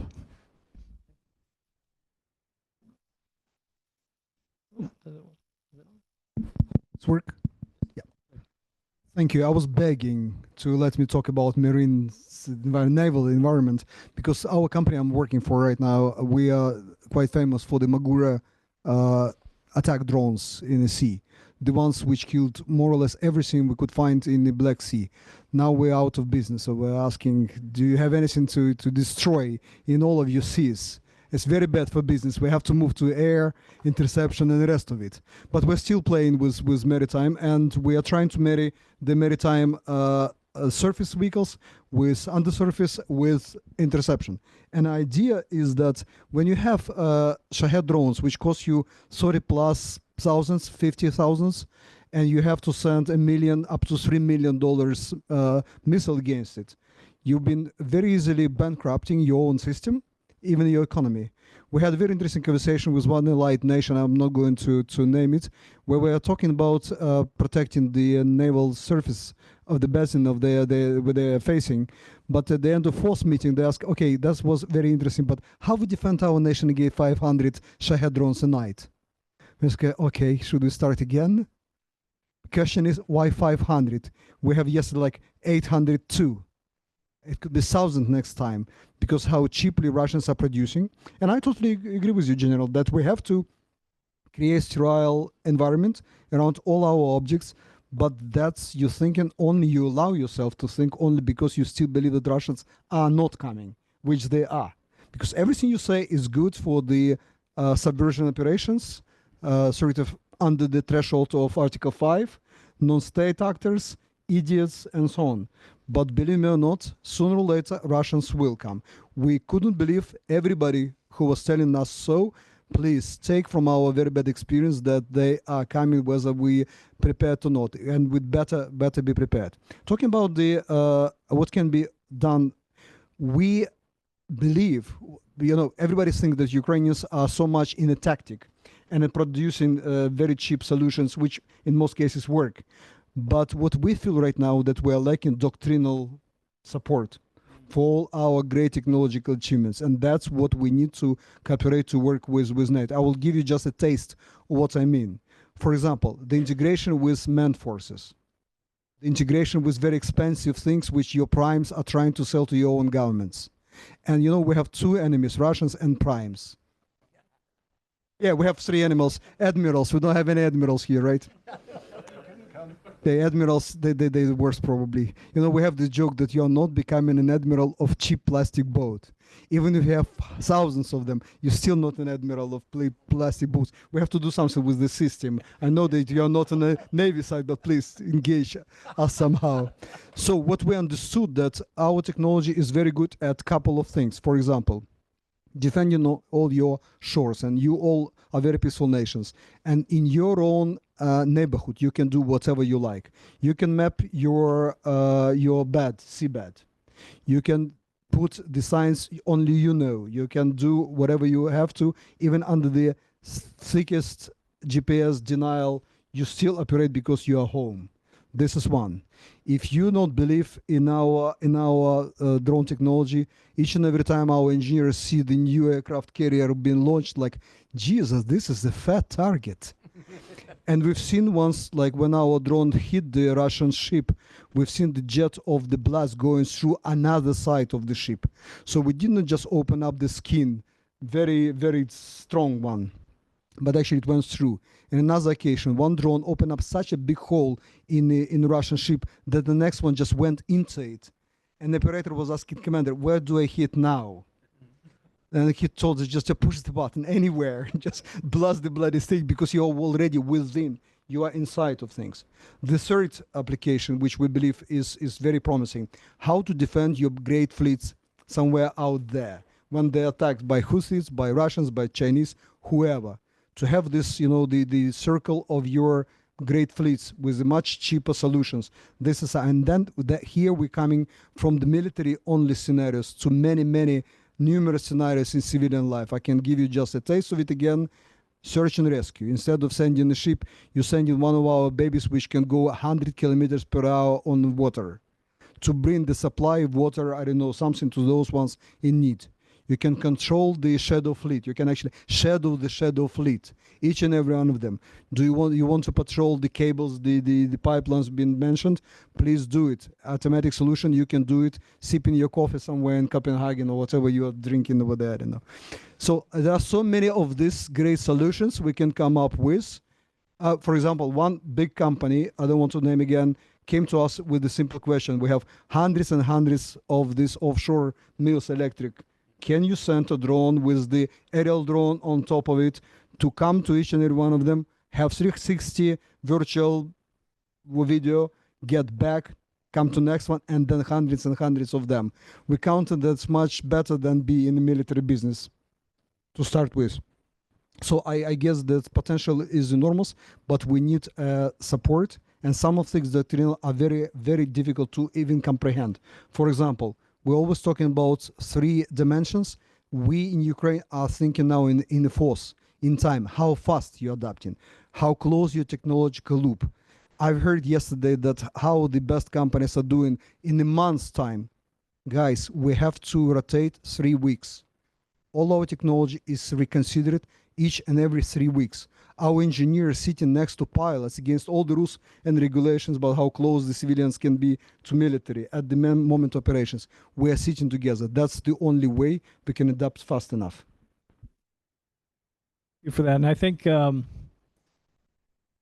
of the things when we talk about air defense and new technology is how many of these things like directed energy are not just for air defense, but for use at sea or use on land, right, against multiple systems. So we were talking earlier today about dual use and omni use when it comes to manufacturing and that sort of thing, but we're also coming to sort of universal weapons. In the same way a basic naval gun can be used on land or to shoot down something in the air, we're finding so many of these newer applications apply in the air and the sea. And my question to the panel, whoever would like to take this one, is what other technologies in air defense do you see that can be applied beyond air defense? Let me take maybe for a second, just for a sec. We have a unit in Ukraine, brigade 412s, which is showing the best result in intercepting Jihad drones. They intercept more or less as many as everybody else together because we're using a comprehensive system which allows us to plan, control, and learn the lessons after it.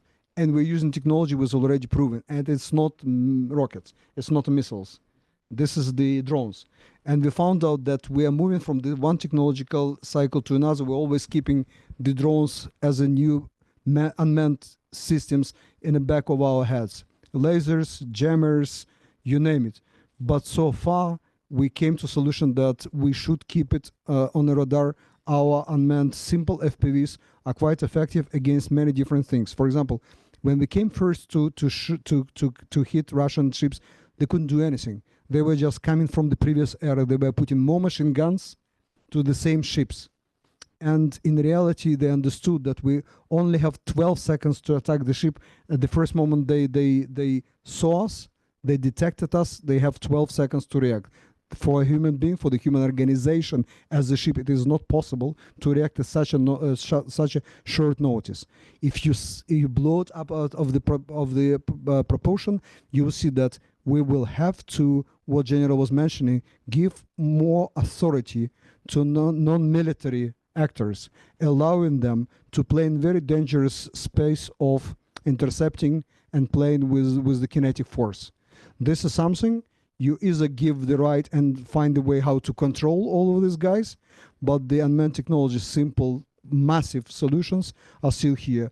We do work with lasers ourselves, but we understand that we have to keep this reliable technology at hand at any time.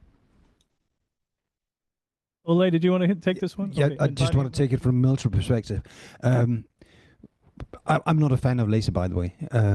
But microwave, perhaps. But we don't know where the next breakthrough is going to come. We know that we're going to face some challenges with AI, with quantum communication between drone swarms, independence, or even full autonomy of drone swarms, etc. And we need to dedicate our energy into finding innovative solutions to tackle that. We don't know where the next jump is going to come, but it's going to come.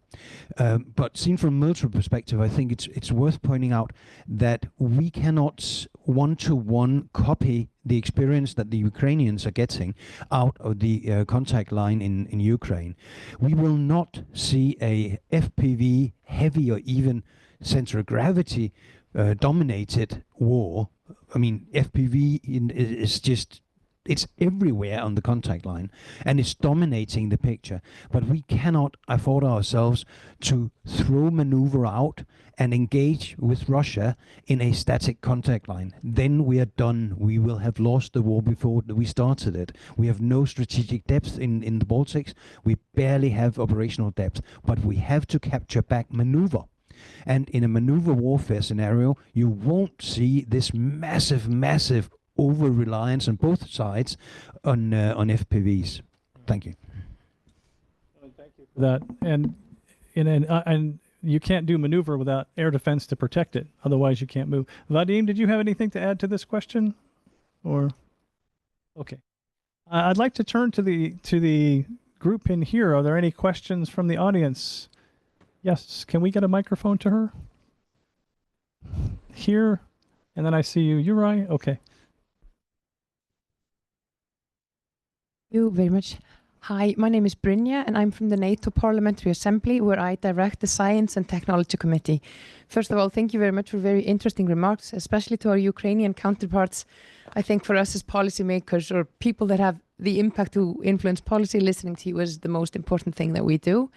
In my role, I draft reports, and I've just completed a report on uncrewed warfare.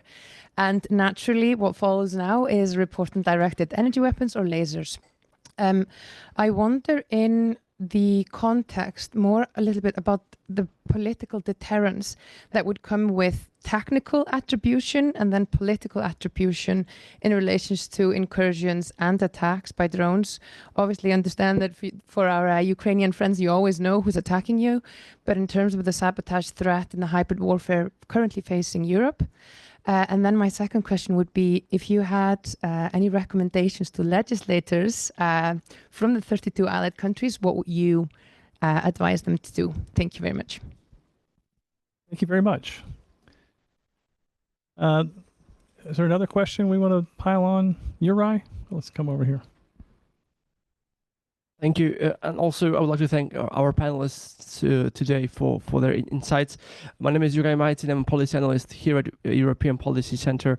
I have a very simple question, and it's mainly to our Ukrainian guests.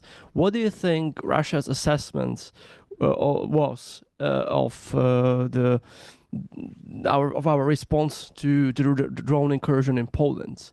Did we send a message of deterrence, or you think that the fact that we used quite high price items to shoot them down, and also we didn't take down all of them, or was it more of an invitation for further drone incursions? So what do you think their impression of our reaction was? Thank you. Thank you. I'd like to take those in reverse order. If we could take the last one, Vadim or Andrei, either of you want to take this one?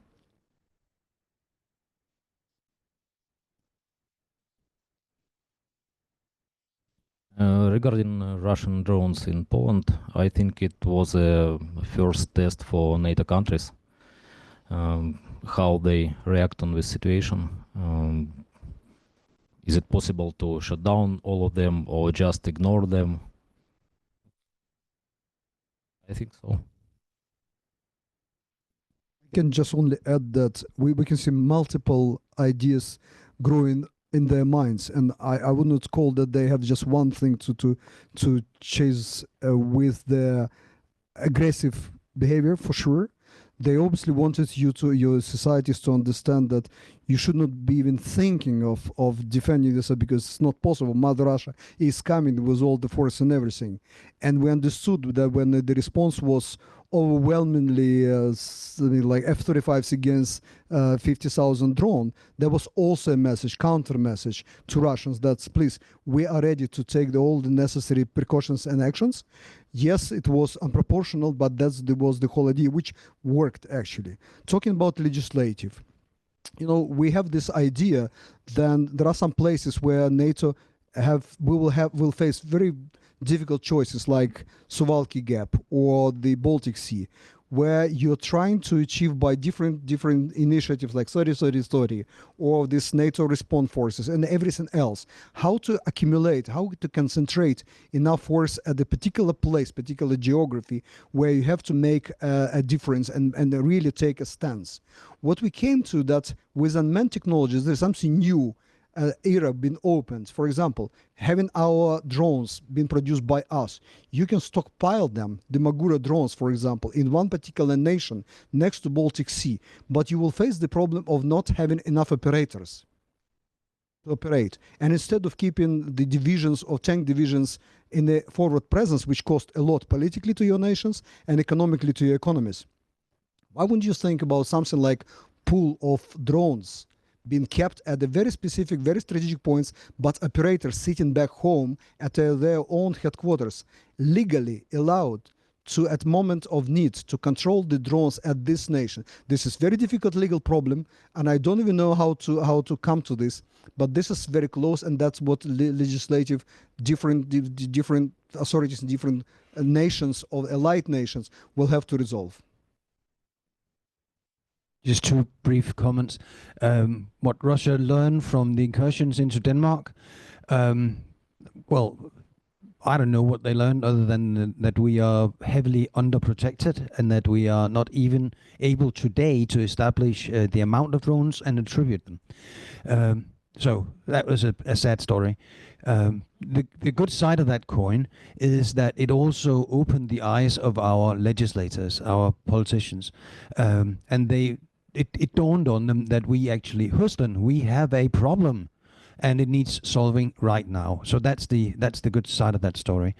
On the competence side and your comments, Ambassador, I totally agree, and that is also the reason why I'm pretty proud that my government in Denmark has come up with what we call a Danish model version 2, built for Ukraine but built outside. So give super good incentives and a smooth bureaucratic pathway for Ukrainian defense industry companies, in my case, drone-heavy companies, to come to Denmark and start producing in Denmark and export their parts of their innovation competence and their innovation systems to us, initially, of course, to produce for Ukraine and to win the war, but on the other side of the war, and the war is going to stop at some stage, we need a consolidated defense industry system or drone industry ecosystem outside Ukraine, but we need Ukraine to be part of it.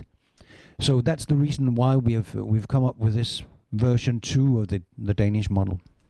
Thank you.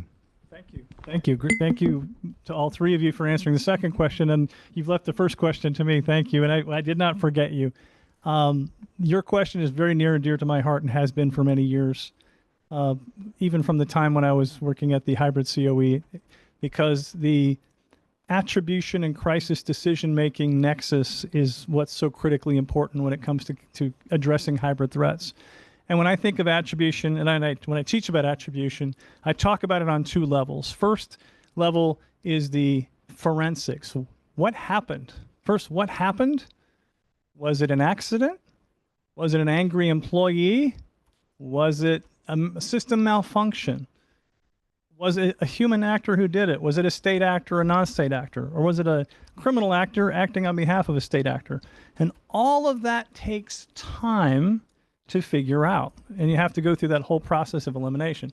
That next level above that is the political attribution decision about what to do about what we found. Now, too many people will conflate that into one thing, and they think it equals naming and shaming. That is one small slice of it. So the first, so to understand those two levels, I think looking at the Skripal incident in the UK is a great example, because for the forensic level to do their job, they need the political level to have a requisite amount of strategic patience to allow them to do their work. Now, when you're on the forensic level, there's a great deal of pressure. Tell me who did it. What happened? What happened? Tell me now. And if you succumb to that pressure, you can cut corners and give the wrong answer, And now we may perhaps escalate by accident.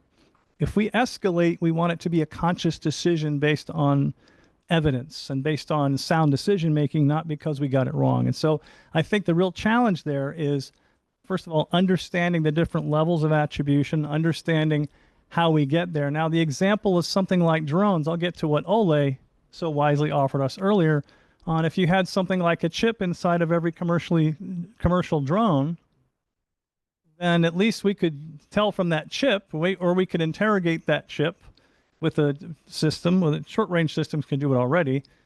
Who owns that? Does Tom or Sandrine? Oh, is that Sandrine's drone, right? If it's a civilian drone.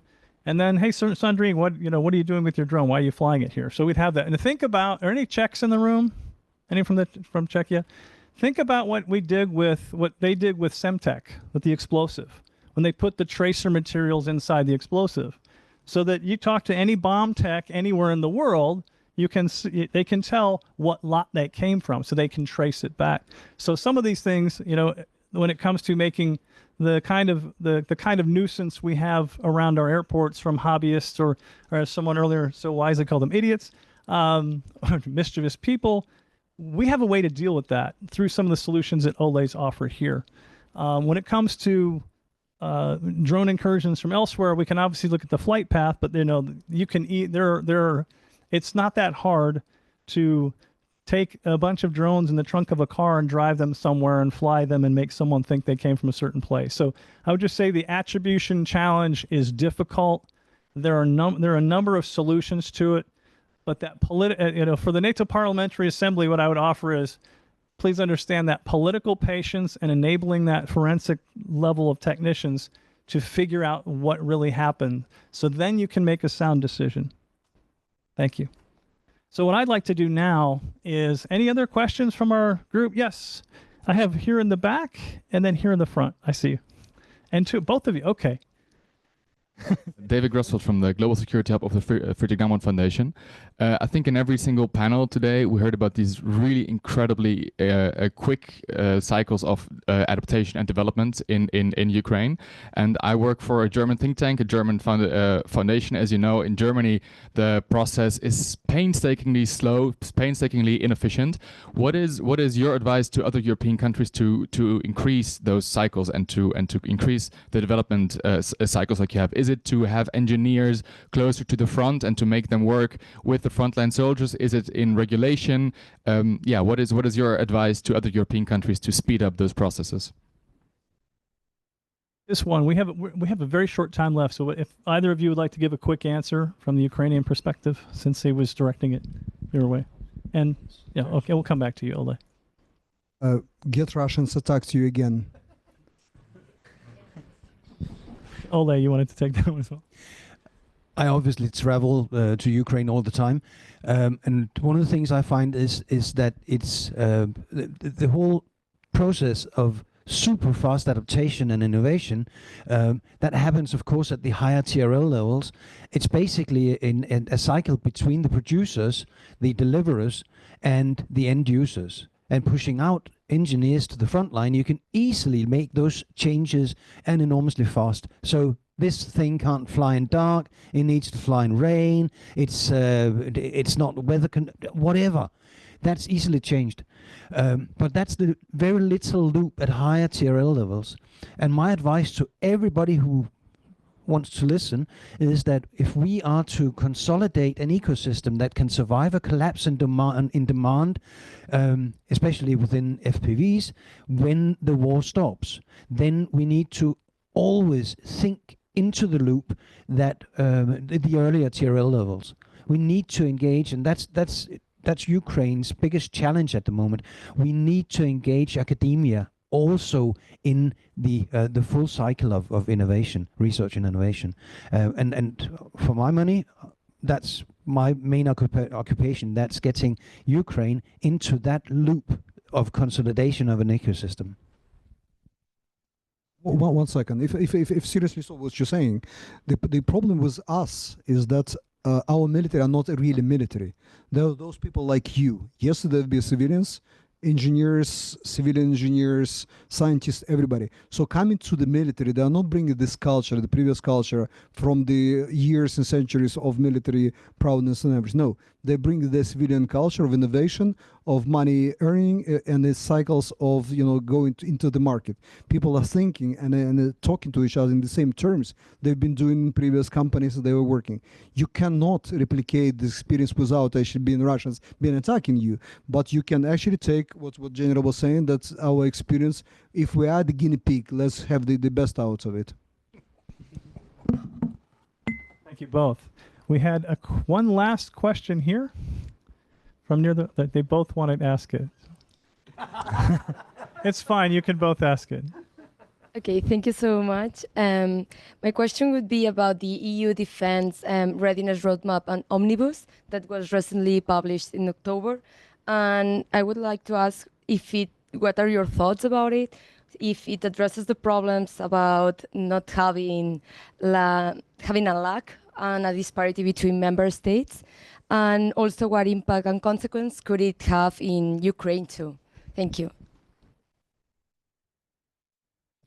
Yeah, mine was just very similar to the one that he asked. So I just wanted to add, because you mentioned that your technology is reviewed and updated every 3 weeks to adapt quickly.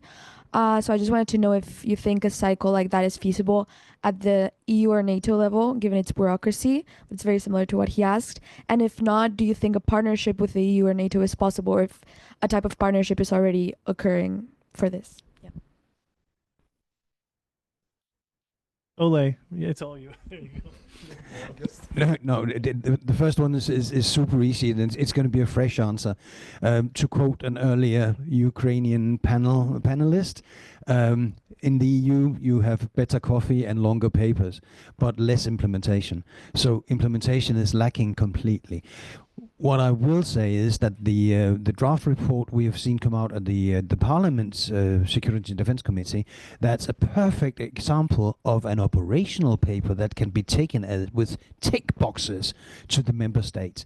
So that I would point to that as a very good example of an operational paper that can actually be actioned by way of contrast to those in your question. Thank you. Anyone else want to take that one, or? Okay, so just one last point before we sort of wrap it up here, and that is, and I'll let you. Oh yeah. Oh yeah. Did you want to? Oh, you have a follow up. Okay. No, the other question. Oh yeah. Oh, the omnibus question. No, that. Oh, you answered. Yeah. If you want to rephrase it, we'll be able to again come to it again. Yeah, it's. And I insist on coming to your question. Yes. I just asked that, yeah, if a partnership between, like for example, your company would be possible with the EU or individual member states or NATO in order to accelerate this process, because you said that your technology is reviewed and updated every 3 weeks to adapt quickly, so that would also help a lot. Frankly speaking, politically, it's not very correct from Ukrainian parts to talk about NATO and EU and give you advice, especially free advice. If you allow us guys to be a partner and a part of NATO in EU, we will share everything we know. Let me stop here. I think I can touch down that one a bit. I think it is when you think about that rapid adaptation, when they're updating that technology for something like a drone, the higher you go, the slower it gets, right? So if they were doing that in partnership with a member state and they had a consortium doing that, I can see that working. But I don't ever see that as something that we would be operating from up here in Brussels at the NATO or EU level. We would be enabling it. We would be setting conditions for it, funding it, offering training, support, and whatnot to make that possible. But I think that happens at a much lower level. Sorry, General. one thing just to give you a taste of what we are doing. For example, we have multiple military units which are competing within something like Cyber Games Championship. Seriously, they've been given a special scores. and who is achieving higher scores are actually given access, exchanging them almost for money, the scores, virtual scores, to get more technology pieces and tech stack they need for their own R&D.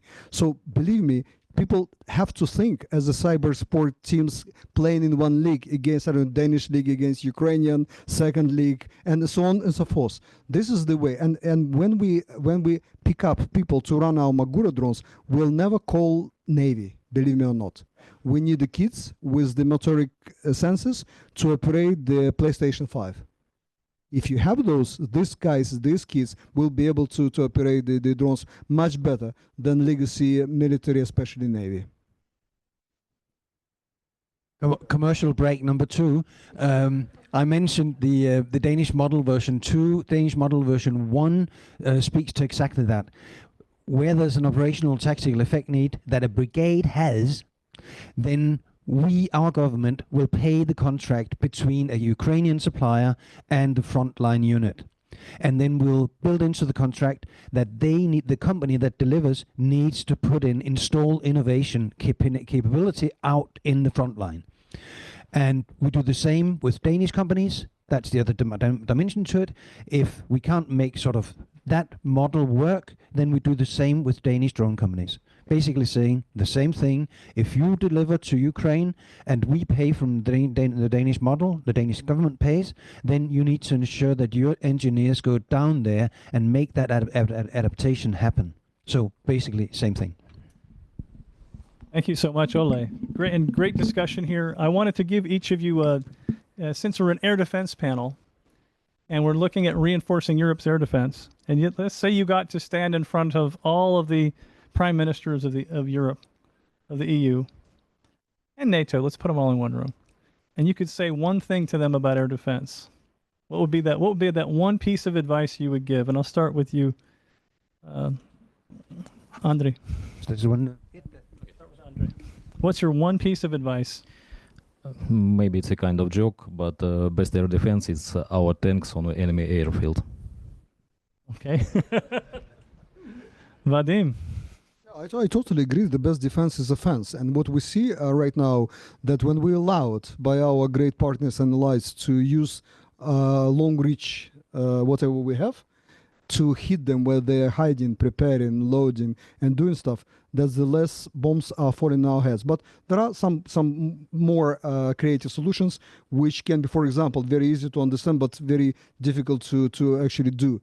What we're doing now, we're putting the platforms, unmanned platforms, on the top of maritime platforms to meet the missiles and the drones out there in the sea, not over our cities when the remnants and debris are falling on our heads. So something like that, all this operation, Baltic Sentry, whatever drone wall, all these operations to meet them, if not on their own territory, but at least somewhere in between. This is something we have to, bravely look into. Applaud. I think I would say that we should be careful not to become too technology centric. It's never about the latest technology fix. It's about integration of systems. And that is super important. If we focus on the technology fix, we risk losing systems of systems integration. Thank you. Thank you all for those finishing comments. And I think it takes us back to sort of one of the old military idioms of get there the fastest with the mostest, right? And what I hear you all saying is get there the fastest with the bestest, which is not great English, but I think you'll forgive us. So thank you all so much for this great discussion, and everyone for this wonderful afternoon where we shared, so many thoughts on how do we stitch this together. My wife is always doing crochet. Every time I call her, she's doing crochet.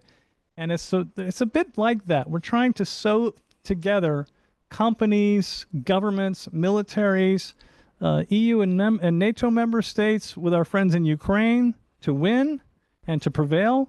And so it's, we're all sort of in the sewing business here, and we've been building these connections and building this connective tissue that can enable us to defend Europe more effectively, to help Ukraine be victorious, which you will be. and to do that together. And I think that's the most important thing, that if we can do it together. We've heard today so many ideas on how we can do it together, and I think now we need to do that. I'd like to thank everyone thank you for staying to the end of the day on a dark day. And I hope, and maybe the rain played a part of that. I hope we were interesting enough. I'd like to thank our partners from Aalborg University, from the National Defense Technology Center of Denmark, and from SAY Europe. And we'll see you the next time here at EPC. Thank you again.